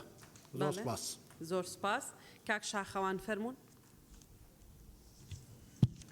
بەڕێز سەرۆکی پەرلەمان دیارە پێشووتر هاوڕێیان باسی ئەوەیان کرد کە لەسەر مەسلەی کەسوکاری شەیدان و پێشمەرگە و هێزەکانی ناوخۆ و من بە تایبەتی لەسەر مۆزۆی کەسوکاری شەیدان لە ڕاستی و لەگەڵ لەسەر مۆزۆی پێشمەرگە چونکە هەندێک لە کەسوکاری شەیدان ئێستا لەو زیادەڕەوە تقریبان با بڵێن هەندێکی با بڵێن هەندێک لەوانەی کە کەم دەرامەت و ئەوانە بوون لە ڕابردوو مستەفید بوون بە وەرگرتنی پارچەیەک زەوی بەڵام لەبەر شاخەوان ئەوە پەیوەندی بە مەرجەکانەوە نییە مادەی دوای ئەوە باسی سوودمەندمون دەکەین زۆر سپاس دەرفەتت دەدەن دڵنیابە ببوورە باشە من خاڵێکی کە ببوورە سەرۆکی پەرلەمان یعنی خاڵێکی کە لەسەر مەسلەی دیاردەی تەجاوزات بەڕاستی ئەمەی کە ئێستا ئەم بابەتی کە ئێستا هەیە ئەم حاڵەتەی ئێستا تەنها بۆ سنووری با بڵێن ناحیەکان و خەزاکان و پارێزگاکانە بەڵام دیاردە گەورەکە تەجاوزە گەورەکە لە ڕاستیە لە دەرۆی سنووری با بڵێن ناحیەکانە ئێستا یعنی من تەجاوزی زۆر گەورە ئەزانم کە کراوەتە سەر مڵکی وەزارەتەکان و کراوەتە سەر مڵکی گشتی یعنی 100 متر 200 متر لە سنووری شارەوانیوە دوورە باشە لە سنووری شارەوانیەکەەوە دوورە بەڵام تەجاوزێکی زۆر گەورە و عیملاق و ئەوانەیە کە ئەمە مڵکی گشتیە پێویست ناکە لە ڕاستیە ئەمە ڕێگە بدرێکە ئەم تەجاوزە گەورە لە سنووری تقریبا ئەمە ئەوەی کە من باسیەکەم 200 متر زیاتر نییە تەجاوزی زۆر گەورە کراوە ئەم بابەتی ئێمە ڕاستە تەنها بۆ سنووری شارەوانی با بڵێن ناحیەکان و قەزاکان و مرکزی شارەکە پارێزگاکانە بەڵام تەجاوزە گەورەکە دیاردە گەورەکە ئەوەیە کە لە دەروی سنووری شارەوانیەکان کە کراوە حقە بەڕاستی ئەم پەرلەمانەی ئێمە بیل لەوە بکاتەوە چۆن معالەجێ و حاڵەتە ئەەکەین چۆن ئەو تەجاوزە گەورەی کە کراوە لەسەر مڵکی گشتی بۆ نمونە ئەگەر زەویەکە بۆ نمونە مەرعەبێ ئەگەر زەویەکە بۆ نمونە هەر سنفێکی کە بێتوانە تەجاوزی زۆر گەورەی لەسەر کراوە ئەم تەجاوزانە وای لێ هاتووە ئێستا بە نمونە مەدخەلی شاری وا هەیە مەدخەلی ینی سنووری قەزا و مەدخەلی ناحێ و شارەکان هەیە لەبری ئەوەی ئەو مەدخەلە بکرێ بە زانکۆیەکی گەورە زەویەکە تەرخان بکرێ بۆ دروستکردنی بینایەک بۆ نمونە لە سنووری ئەو ناحێ ئەو قەزا بە تایبەتی ئێستا هاتوون مەدخەلی شارەکە بە بەشتی نامەنتیق و نامەعقول و ئەوانە لە ڕاستی کراوە و من نمونەیەکتان بۆ هێنەوە لە شارە زۆر بمبورە دکتۆرەگەر دەستت خۆش بێ ئێمە پێشنیازە یاسایەکی ترمان هەیە تایبەتە بە چارەسەرکردنی ئەو تەجاوزاتانەی تر بەڵام بە تەملیک نا بۆیان تەملیک ناکرێ ئوسلوبێکی تر هەیە کاتی نەهاتووە کە کاتی هات ئەو کاتە چارەسەری ئەویش دەکەین چکە مە سیلسیلەیەکە یەکەم جارە بێ منعی تەجاوز بکەیت دوای ئەوەی مستحقە بۆی تەملیک دەکەی دوای ئەوەی مستحق نییە ئەبێ ئەوانیش معالەجە بکەین چکە ئەم یاسایە هەمووی معالەجە ناکات دەستەکان خۆش بێ زۆر سوپاس کاک سیروان بەڕێز سەرۆکی پەرلەمان لە مادەی دووە لە مەرجەکانی بە خاوەنکردن پێم وایە زمانەوانی هەڵەیە بە خاوەنددارێتی کردن لە دوای ئەو شەوە دیسانەوە هاوڕێم کاگمەم ئیشارەی پێ هیوادارم لە هەموو شوێنەکان خانووە زێدەڕەوەکان نییە خانوە زێدەڕەوەکانە دیسانەوە لە شوێنیشکە لە مادەی لە دووەمە نیشتەجێ بۆ بەکارێنەکان لە کاڵێ ئەو بینایی لەسەر زەویەکە دروست کراوە بۆ مەبەستی نیشتەجێبوون بەکاربێنن ئەوش لێ زێدەڕەوەکانی بۆ چاکەن ئاخر شت پشتگیری لە بەڕای کاک عوسمان ئەەکەم بەڕێز کاک عوسمان ئەەکەم کە 120 ڕۆژ بۆ ئەو ڕێکارانەی کە بەکارێت بۆ تەملیککردن و هاتوچۆ زۆر کەمە اینجا لە نێوان 160 ڕۆژ هەتا 180 ڕۆژ کارێکی باش ئەگەر پشتگیری لێ بکەن بەڵێ زۆر سپاس کاک سەروان فەرموون بەڕێز سەرۆکی پەرلەمان لە مادەی دووەم باسی ناحیە و بڵێن قەزا و پارێزگا کراوە خۆی ئەوەی پەیوەستە بەو یاسایەوە ئەوەیە کە شوێنی شارەوانی لێبێت کەواتە ناوی کۆمەڵگا گەرەکە ئیزافە بکرێت چونکە کۆمەڵگا ئێمە ئێستا خۆم لە کۆمەڵگای بەستۆڕەم بەڵام ئەوەی شارەوانی لێیە گەرەکە ئەو ناوەش ئیزافە بکرێت چونکی تەنها لە ناحیە و قەزا و پارێزگاکان شارەوانی نییە ئیزافەی ناوی کۆمەڵگا وشتانە بکرێت وەکو پێشنیاریش پشتیوانی دکتۆر ڕێبوار دەکەم و پشتیوانی پێشنیارەکەی مام عوسمان دەکەم بەڕاستی 180 ڕۆژ گونجاوە بۆ ئەوە پێشنیاری برای بەڕێزم کاک سیروان پشتگیری ئەویش دەکەم چونکە خاوەنددارێتی بێت جوانتر دەبێت لە خاوەن سپاس بەڵێ زۆر سپاس کاک چیا فەرموون بەڕێز سەرۆکە پەرلەمانی ئەو بابەتێمە ڤە بەحس بکردن هاتنە بەحسکردن تەنها پشتەوانیە کاک عوسمانی و کاک سەروانی و دکتۆر ڕێباریکم زۆر سپاس. بەڵێ زۆر زۆر سپاس. کاک کاروان فەرمونون. بەڕێز سەرۆکی پەرلەمان لە مادەی دووەم لە بڕگەی یەکەمەوە کاتێک باس لەوە دەکەین لەو ناوچاندا بێت کە بەپێی ماستەرپلانی شارەکان بۆ نیشتە زێبوون تەرخانکراون ئەمە دووبار ڕەنگە تووشی گرفتمان بکات. بەشێک لە شارەکان تا ئێساش ماستەرپلانێکی تۆپمە و کۆتاییان نییە و ئەو خانوانەی کە دروست کراون بەداخەوە لە دەرەوەی ماستەرپلانن ئایا شارەوانەکان چۆن ماستەرپلانی تازەدا دەڕێژن و چۆنێتی و ماستەرپلانە بە شێوەیەک وەکو خۆت جەنابەت فەرموود لە بەرژەوەندی خەڵکی هێژاردا بێت کە خانوەکانیان دروست کردووە ناچار بکرێن بە تێکدانی.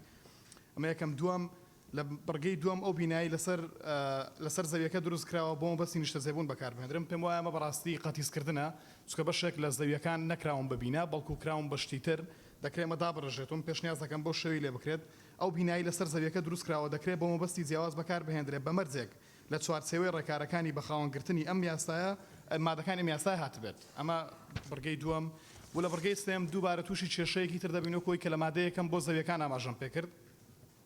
بەشێک لە زەویەکان نەکراون بە خانوو بەڵکو کراون بە هەیکەل تەنها هەیکەلی خانووەکە تاو بووە. لێرەدا باس لەوە دەکا و کەسەی بەکردارەچی نیشتەجێ و خانوبەرەیە هەمویان نیشتەجێ خانوبەرەکە نین هەمانە تەنها هەیکەلی دروست کردووە پێشەوە بەروارەی کە ئاماژەشی پێکراوە بۆ وا پێویست دەکات باس لەوە بکەین ئەم هەیکەلانچیان بەسەر دەکاتە. دووبارە مەگەل ئێستاوە لە یاساکەدا معالەجە نەکرێت ڕەنگە کێشەمان بۆ دروست بکات لایەنی قانونیەوە بۆ هەیئەتی شارەوانی و کارجێڕی پارێزگاکانیش کە دەیانەوێت خانوەکان تاپۆ بکەن. ئەگەر بەڕاستی مەبەستمانە کە لە مەساڵحی خەڵکی هێژار و فەقیری ئەم وڵاتە بێت دەبێت بیر لەوە بکرێتەوە کە هەیکەلەکانیش لە یاساکەدا ئاماژان پێ بکرێت و جێگام بکرێتەوە. زۆر سپاس. بەڵێ کاک لوقمان. بەڕێز سەرۆکی پەرلەمان لە مادەی دوو خاڵ یەکەم خانووە زێدەڕۆیەکان بکرێتە زێدەڕۆ وەکو پێشتریش کاکمەم ئیشارەتی پێدا ئەمە ڕاست بکرێتەوە. لە بڕگەی دووەم بینا عادەتەن بۆ کاری بازرگانی و شتیوا بەکاردێ بۆیە بینا بگۆڕێ بۆ خانوو و پشتیوانی لە بۆ چوونەکەی کە عوسمانەکەم کە داوای کرد بکرێتە 180 ڕۆژ فعلەن 120 ڕۆژ مدەتێکی کەمە و هەروەها بۆ مرکزی لە بڕگەی شەشەم بۆ ناوەندی پارێزگاکان 200 متر کافیە بەڵام بۆ قەزا و نەحیەکان ئەم ڕێژەیە لە 300 بۆ 400 زیاد بکرێت قەزاکان 300 بەڵام نەحیەکان بکرێتە 400 و زۆر سپاس. بەڵێ کاک دیاری. بەڕێز سەرۆکی پەرلەمان وڵا کاتێک کاتداینانی زۆربەی ئەو سەرنج و تێبینیانە گوترا ناشمێ هەندێکیان دووبارە بکەمەوە بەڵام لە بڕگەی یەکەمدا خانووە زێدەڕۆیەکە بکەوێتە سنووری شارەوانیەکان و لەو ناوچانەدا بێ کە بەپێی ماستەرپلانی شارەکان بۆ نیشتەجێبوون تەرخان کراون ئەوە هەندێک لەو ناوچانە بۆ نمونە دەروی سنووری شارەوانەکانیش بۆ نمونەیە مە لە شاری سلێمانی مەلا داودە و هەندێک شوێنی دیکەمان هەیە کە خۆی بەشێکی زۆری زێدەڕەویەکان لەو ناوچانەدا کراون بۆیە پێویستە کات دەروی سنووری شارەوانەکانیش. ئەو خاڵی دووەم ئەوەی کە من بەلام و سەیرە بۆ نمونە ئەو بینایی لەسەر زەویەکە دروست کراوە بۆ مەبەستی نیشتەجێبوون بەکار بهێنرێ بەڵام شوێنێکی زۆر هەیە بۆ نمونە هەر لە سەردەمی ڕژێمی پێشوە ئەمانە گەڕەکن ئەم گەڕەکانە بۆ نمونە دوکانی تێداوە ئەمانە ئامرازن بۆ ژیانکردن یعنی دەکرێت بۆ نموناگەر لەو شوێنانەیە چەند دوکانێکە بێم دوکانانە مسیرەکانیان چی لێ دێت و چۆن تاپۆ دەکرێت ئەکرێت بۆ نمونە ئەم شوێنانە دوکان و ئەو شوێنانی کە پێداویستی ڕۆژانی هاوڵاتیانی ئەو ناوچانن تیان نەبێت ئەو ببوورە بڕگەی چوارەم داواکاریەکە بەپێی حکومەکانی یاسا لە ماوەی کە لە 120 بە هەمان شێوە من پشتیوانی و هاوڕێیانی پێش خۆم دەکەم بەڵێ 120 ڕۆژ کەمە و من داواکەم یعنی هەندێک جار بۆ نمونە بۆی قەیرانی داراییان و خەڵکانە خەڵکێکی کەم دەرامەت و هەژارن ڕەنگە نەتوانن لەو ماوەیەدا ئەو پارەیەیان بۆ نمونە و ڕێکاری یاسایانە بگرنە بەر بۆ نمونە با لە ماوەی ساڵێکا بێت ساڵێک مۆڵەتیان بدرێتێ هەم بۆ کاراسانیش بۆ نمونە بۆی لۆ دروست نەبێت لەسەر دام و دەستگاکان و ئەو شوێنە پەیوەندیدارانی کە مامەڵی هاوڵاتیان و ئەو ڕێکاری یاسایانە تێپەڕێنن. و زۆر سپاس. زۆر سپاس. کاک جەلال فەرموون. زۆر سپاس.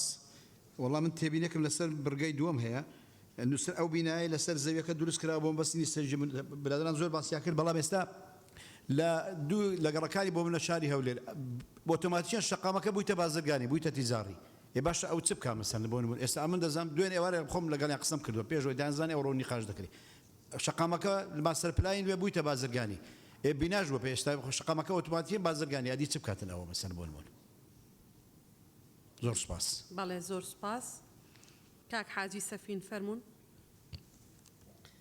بەڕێ سەرۆکی پەرلەمان لە بڕگەی شەشەم هاتووە کە لە ناوەندی پارێزگا و ناوەندی قەزا و ناوەندی ناحیەکان ئەمەش تەنها ناو ئیدارەکان دەگرێتەوە کەواتە گوند و کۆمەلگا دیار نەکراوە بۆیە پێشنیار دەکەم لە جیاتی ناوەندی ناحیە بکرێتە ناوەندی ناحیە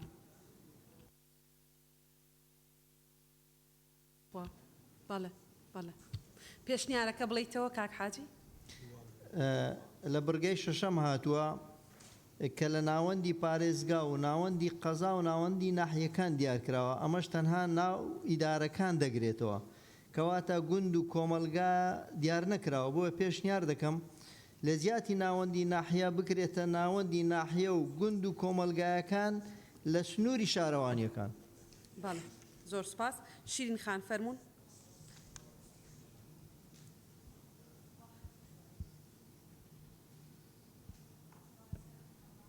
مایکەکەت ئیش ناکات شیرین خان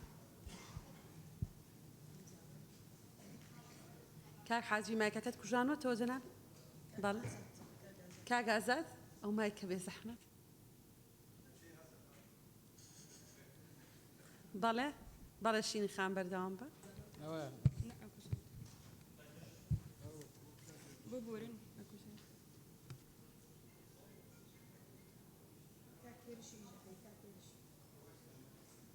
ناچێتە ناو پرۆتۆکۆڵ ئەگەر مایکەکە بەکارنێنی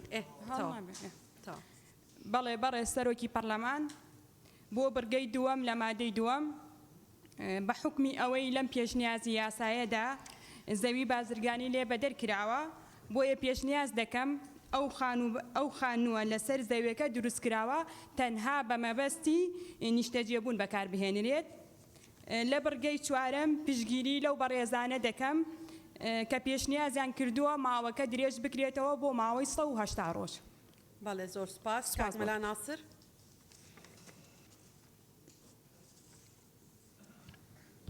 بەڕێز سەرۆکی پەرلەمان طبعا لە مادەی دوو بڕگەی یەک زیادەڕەوی بکەوێتە سنووری شارەوانیەکان لەو ناوچانەیەکەوە بەپێی دەسەڵاتی شارەوانیەکان نیشتەبوون خاونیان بۆ تەرخان کراوە نیشتەبوون تەرخان کراوە طبعا خاڵێکی گرنگ هەیە لێرە باس نەکراوە ئەویش ئەوەیە زۆر پێشمەرگە و کەم ئەندام و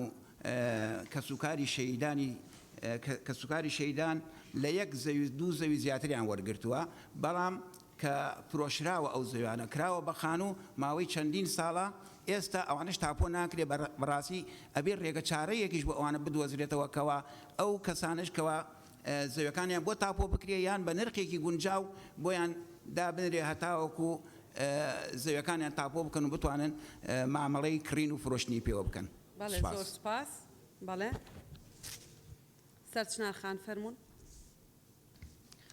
بەڕێ سەرۆکی پەرلەمان سەبارەت بە خاڵی یەکەم تێبینی من ئەوەیە کە خانووە زیادە ڕۆیەکە بکەوێتە سنووری شارەوانیەکان و لەو ناوچانە دەبێت کە بەپێی ماستەر پلانی شارەکان بۆ نیشتەجەبوون تەرخان کراون ئیزافەیەکی بۆ بکرێت ماستەر پلانی ڕاستێنراوی شارەکان چکو ئەگەر ماستەر پلانیشیان هەبێ ئەگە مصدق نەبێت لە وەزارەتەوە ئەوە ئەو ماستەر پلانە قابل بەوەی کە گۆڕانکاری تیا بکە ئەسڵ وایە ماستەر پلانەکە ڕاستێنراوی ئەمە لە خاڵێکی تریش ئەوەی بۆ زیاد بکرێت کە هەنێ بۆی منە پارێزگای هەڵەبجە تا ئێستا ماستەر پلانی نییە یعنی معقول نییە ئێمە ئەمڕۆ یاسایەک دەربکەین پارێزگایەک لە پارێزگاکانی کوردستان کە پارێزگای هەڵەبجەیە بێبەش بێ لەم یاسایە یان لە سوودبەنبوون لەم یاسایە لەبەرەوە بۆ چارەسەرکردنی کاتی ئێمە ئەتوانین بڵین ماستەر پلانی ڕاستێنرا و یان نەخشەی وردەکاری شارەکان چونکە وەکو ماستەر پلانی نییە هەڵەبجە نەخشەی وردەکاری هەیە بۆ ئەوەی سوودمەند بێ ئەویش ینی بێبەش نەبێ لەمە توانێت ئیزافەیی بۆ بکرێ خاڵی دووەم لە ئەو بینایە بکرێ بە خانوو ئەگەر نەشکرێ بە خانوو ئەمەی بۆ ئیزافە بکرێت ئەو بینایە لەسەر زەویەکە دروستکراوە تەنها بۆ مەبەستی نیشتەجێبوون بەکاربێ نەک بۆ کشت و کاڵی و پیشەسازی و بازرگانی بۆی تایبەت بێ بە نیشتەجێبوونەوە خاڵی سێهم ئەو وشەی خانوبەرە پێشتر باسم کردوتم بکرێتەوە بە خانوو خاڵی چوارەم داواکاریەکە بەپێی حکومەکانی ئەم یاسایە و حکومەکانی ئەم یاسایە زۆر دووبارە بێتەوە تەحسیل حاصلە و لا ببرێ باشترە خاڵی پێنجەم هیچ ئیزافەیەکم نییە خاڵی شەشەم بە هەمان شێوە خاڵێکی تر زیاد بکرێت نابێت کەسی زیادە ڕۆکار پێشتر سوودمەند بێت لە دەوڵەت یان و هیچ مڵگێکی ترنی شتەجێبوونی بەناوە نەبێت چونکە ئەم یاسایە بۆ چارەسەری ئەو کەسانە داناوە کە خانوویەکیان هەیە بەزیاد ئەگەر ئەو پێشتر مڵکێکی هەبێت یا سوودمەند بوو بێت هیچ پێویست ناکات بەڵکو بێ بگەڕێنەوە بۆ یاسای ژمارە 3 ساڵی 2018 زۆر سوپاس. بەڵێ زۆر سوپاس.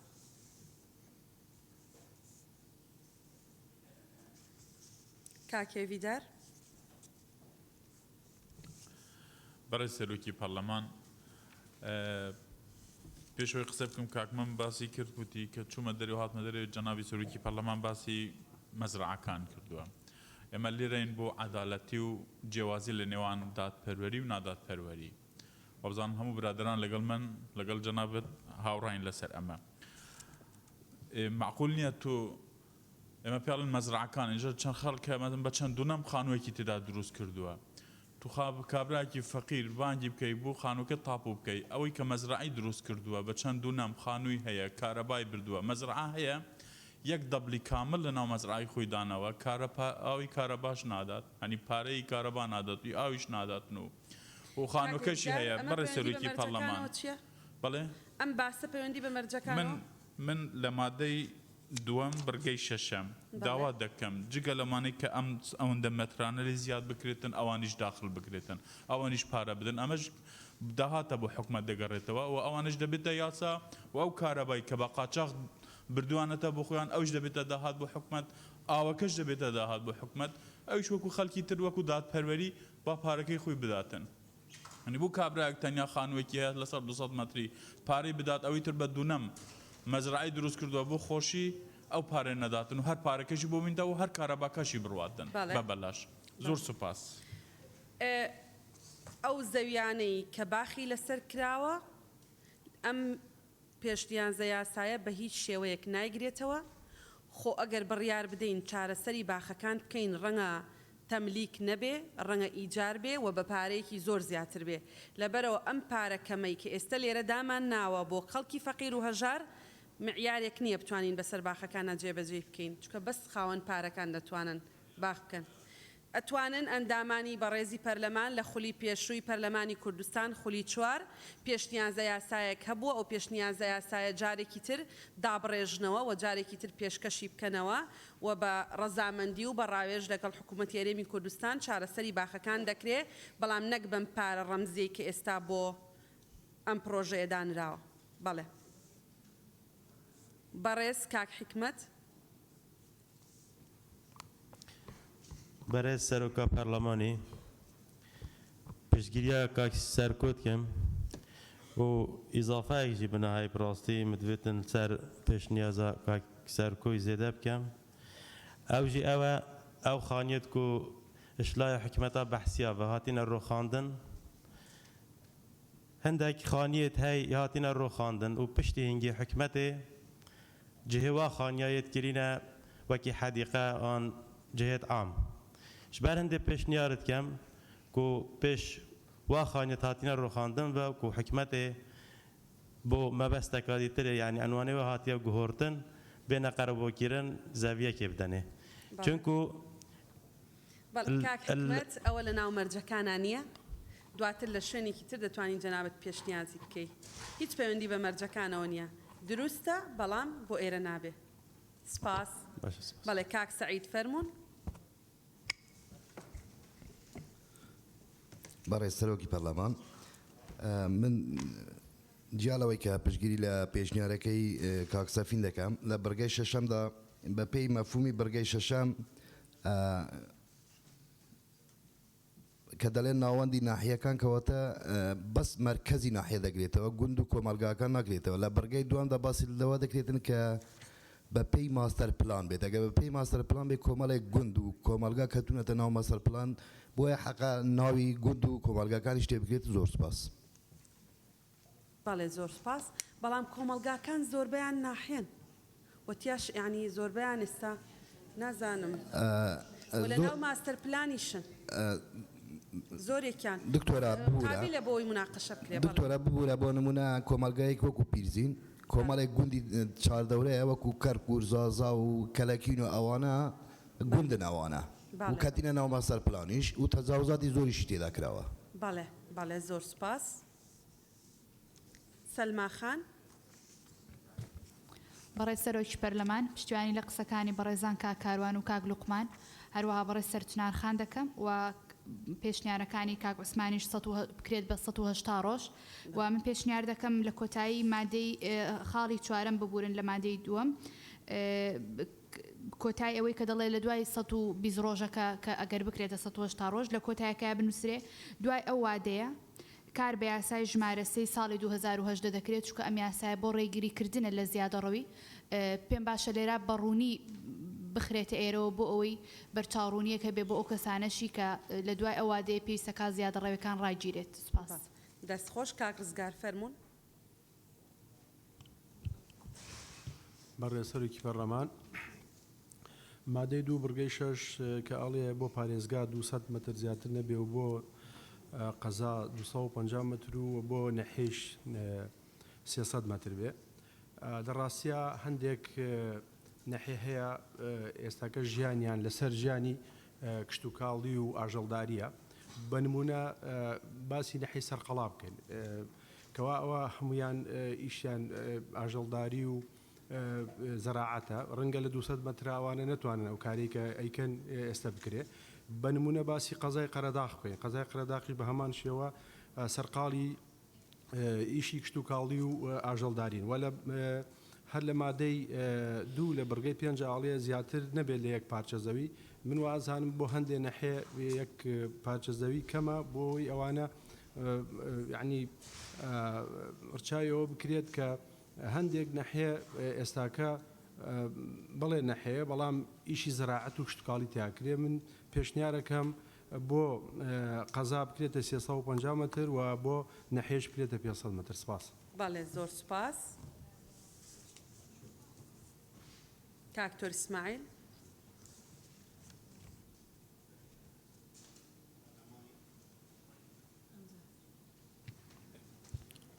بەڵێ سەرۆکە پەرلەمانی من چەند تێبینیەکەنە یەک مادەی دووەم یەکەم ئەمش لەگەڵ ئەوم ئەو زیادە بکرێت وەکو خوشکە سەرچنار گوتی یان نەخشەی وردەکاری شارەکە چونکە زۆر جگا هەنە ناکەونە بن مەستەر پلانێدا یا دوویێ ئەو بینایە ئەن بیتەخانووە لەسەر زەویەکە دروست کراوە تەنها بوو مەبەستی نیشتە جیبوون بەکار بهێت نە بە مەبەستی کوشتتوکاڵی پیشەسازی بازرگانی ئەمە ڕوحی ئەو شتە تحقیق دەکەێت جەنابەت وتی ئەمە بۆ هاریکاریکردنە بۆ هەژاران دا کەس بە ناوی کوشتتوکاڵ و پیشەسازی ئەو شتانە بۆ نەکرێتن.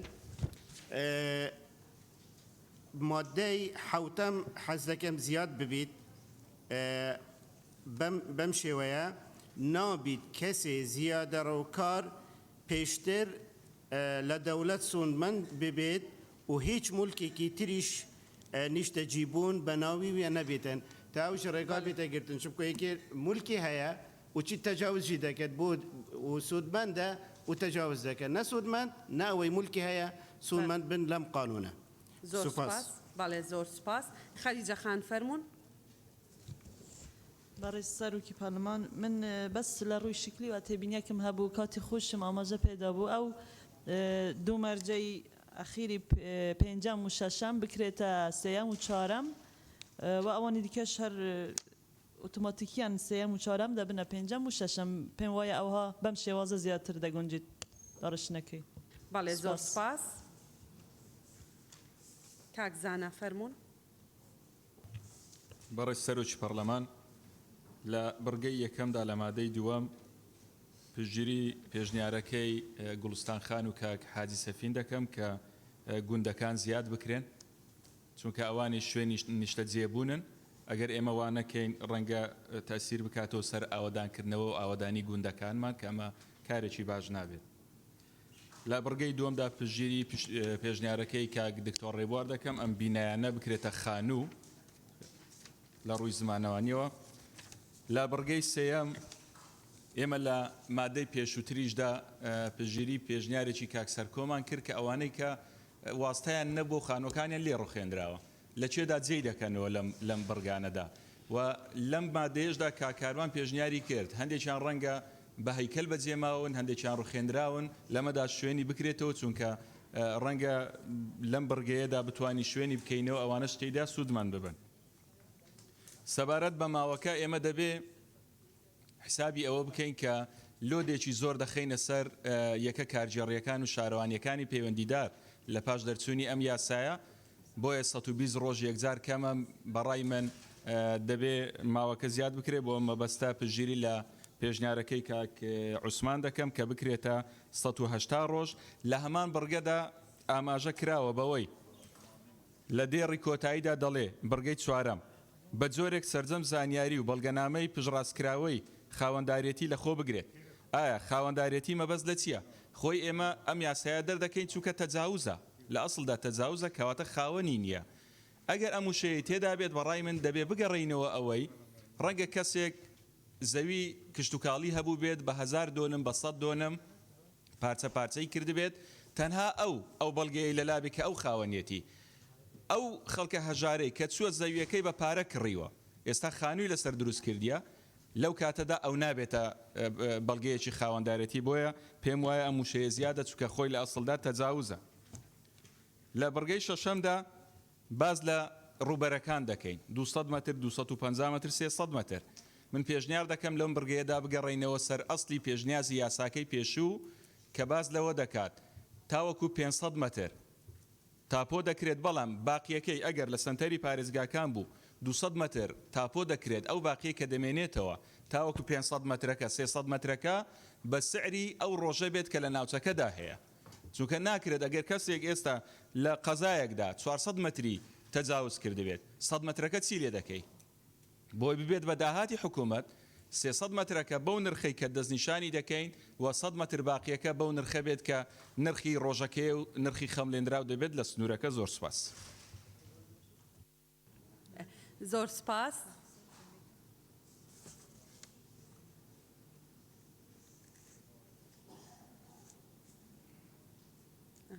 کاک مەلا عوسمان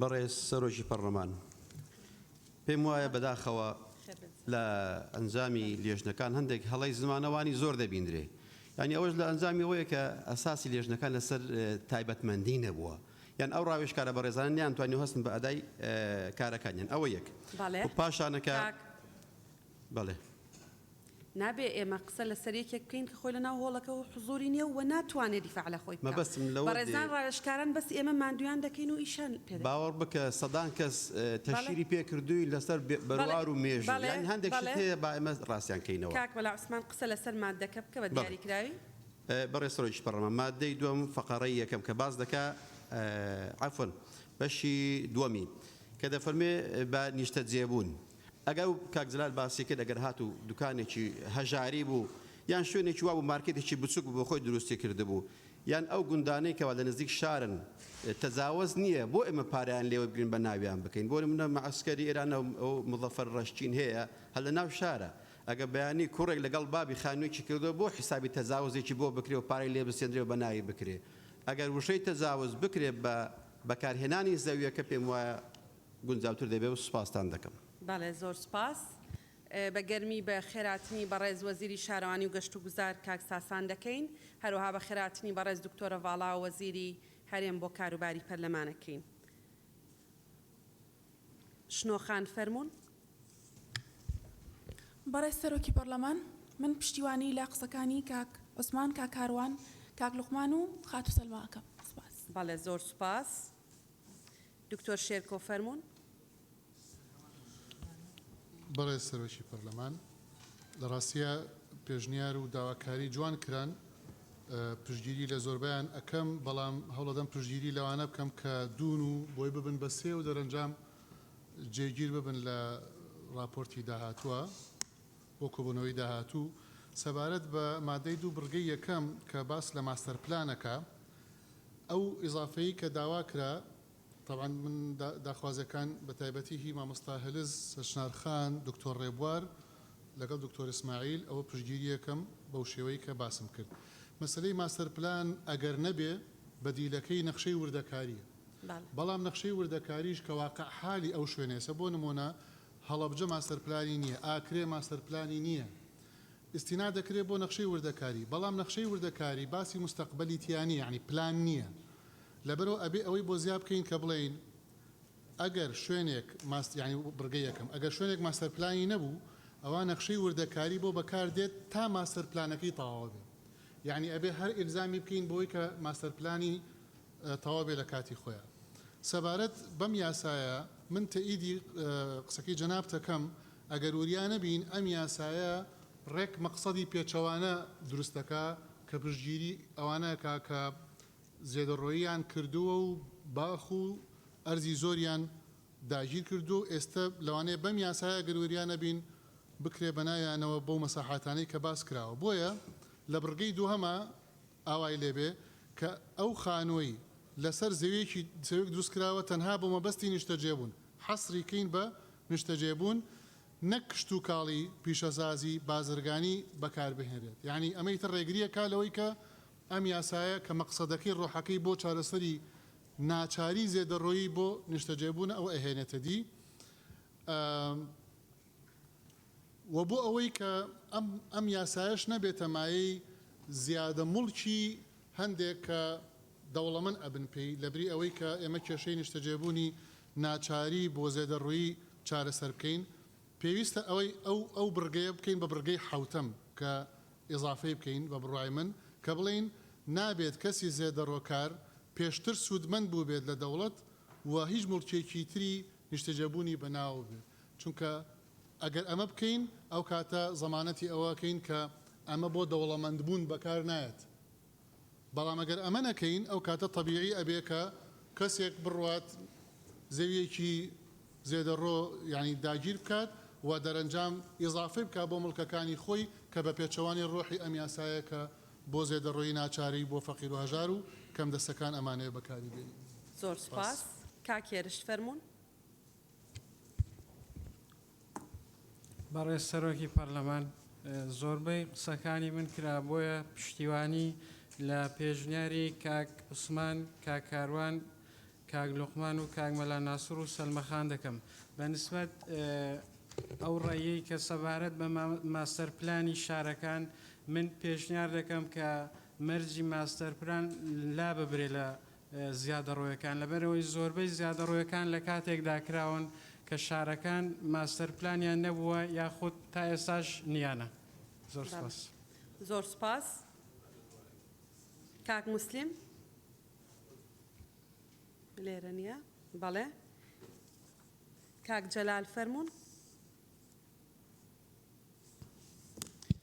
بەڕێز سەرۆکی پەرلەمان وەڵام من ئەو بابەتی کەویستم باس کرا و پشتیوانیشی هەیە بۆیە سوپاستانەکەم تەنیا دەمەوێت یەک ڕوونکردنەوەیە بەم لەسەر وەکو لیژنەی یاسایی لەسەر ئەو ماوەی کە هەندێک لە با بڵێ ئەندامە بەڕێزەکان پیان کەم بوو 120 ڕۆژ دەمەوێت تەنیا ئەوە ئاگدار بن ئەو 120 ڕۆژە تەنها بۆ تەقدیمکردنی تەڵەبە واتە داواکارەکە پێشکەشەکەی لە مادەی نوێی ئەم یاسایە ئاماژەی پێداوە کە تا ماوەی 3 ساڵ دەتوانیت یعنی کە تەڵەبەکە تەقدیم کرد تا ماوەی 3 ساڵ دەتوانی کە بۆت گونجا پارەکە واسڵ بکەی ئەو پارەی کە دەکەوێتە سەرت بۆیە ئەگەر ئامانج لە درێژکردنەوەی 120 ڕۆژەکە ئەوەیە لۆدی یا بارگرانی دارایی نەکەوێتە سەر ئەو کەسانی ئەم زیادە ڕەویان کردووە ئەوە چارەسەری کردووە مادەینەوە بۆیە تکا دەکەین تۆزێک بە دیقەتر لەگەڵ ڕێزم بخوێنرێتەوە شتێک نەوترێت کە لە مادەکانی دواتر ئاماژەی پێدراوە و هەروەها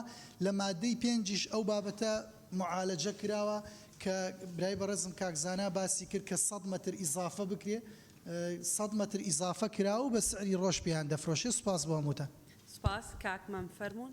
بەس نەڵێ بۆچی ئاخیر کەسم چکە هەموو مادەکان دەرفەتت دەدەن. بەڕێز سەرۆکی پەرلەمان یعنی پێشەوە تەوزیحێکەدەم هیوادارم گوێم لێ بگرن یعنی دوایی جواب بدەیتەوە. یەکەمیان هیچ ئەندامێکی پەرلەمان و بەدەستەی سەرۆکایەتی و سەرۆکایەتی پەرلەمان بۆی نییە پەیڕە و پێشێلکە. مادەی پەیڕەوی هەیە نوختەی پەیڕەویمان هەیە یعنی لە مادەی 54 خاڵی سێم تأكيد لو كراوته ببير ريزبند أبي برلمانتار قسەکە هیچ ئەگەر ئەم پێڕەوە ئەگەر ئەم مادەی ڕێزی ناگیرێ بە ئەمە هەموار کرێتەوە لابرێ ئەمە یەک و حکمت لەم مادەیە لە چیای حکمت لەم بڕگەیە لەوەیە کە پەرلەمانتارێک پێشنیازێکە خاتە ڕوو ڕێکەوتنێک لەگەڵ کۆمەڵی پەرلەمانتارەکە بۆی پشتیوانی لە پێشنیازەکەی بکرێ و دواتر خزمەتی پرۆژە یاساکە بکرێ و کاتێک کە من 10 ساڵە بڕم و بەڕێز سکرتێری پەرلەمان ئیشارەتی بووە کەمەوە بەڵێ زیاد لە 20 پەرلەمانتار لە پێش منەوە قسەیەکە ئەمە ڕێزنەگرتنی پەیڕەوی ناخۆی هیوادارم ئەمە دووبارە نەبێتەوە و جەنابەت سەرۆکی پەرلەمانیت ئەبێت پاسەوانی پەیڕەوبی لە پێشێمەوە یەک دوو هەر لە ناو پەیڕەوە تەئکید لەوە کراوەتەوە پەرلەمانتار چۆن لەگەڵ سەرۆکی پەرلەمان قسە بکە يعني پێم سەیرە هەندێک گەڵێ دکتۆرە یعنی لە ناو پەیڕەوە بزانە وازعەکە چۆن لەگەڵ سەرۆکی پەرلەمان قسەکرێ و یەکێک گەڵێ بەڵێ سەرۆکی پەرلەمان یەکێکە ناو نایەنێ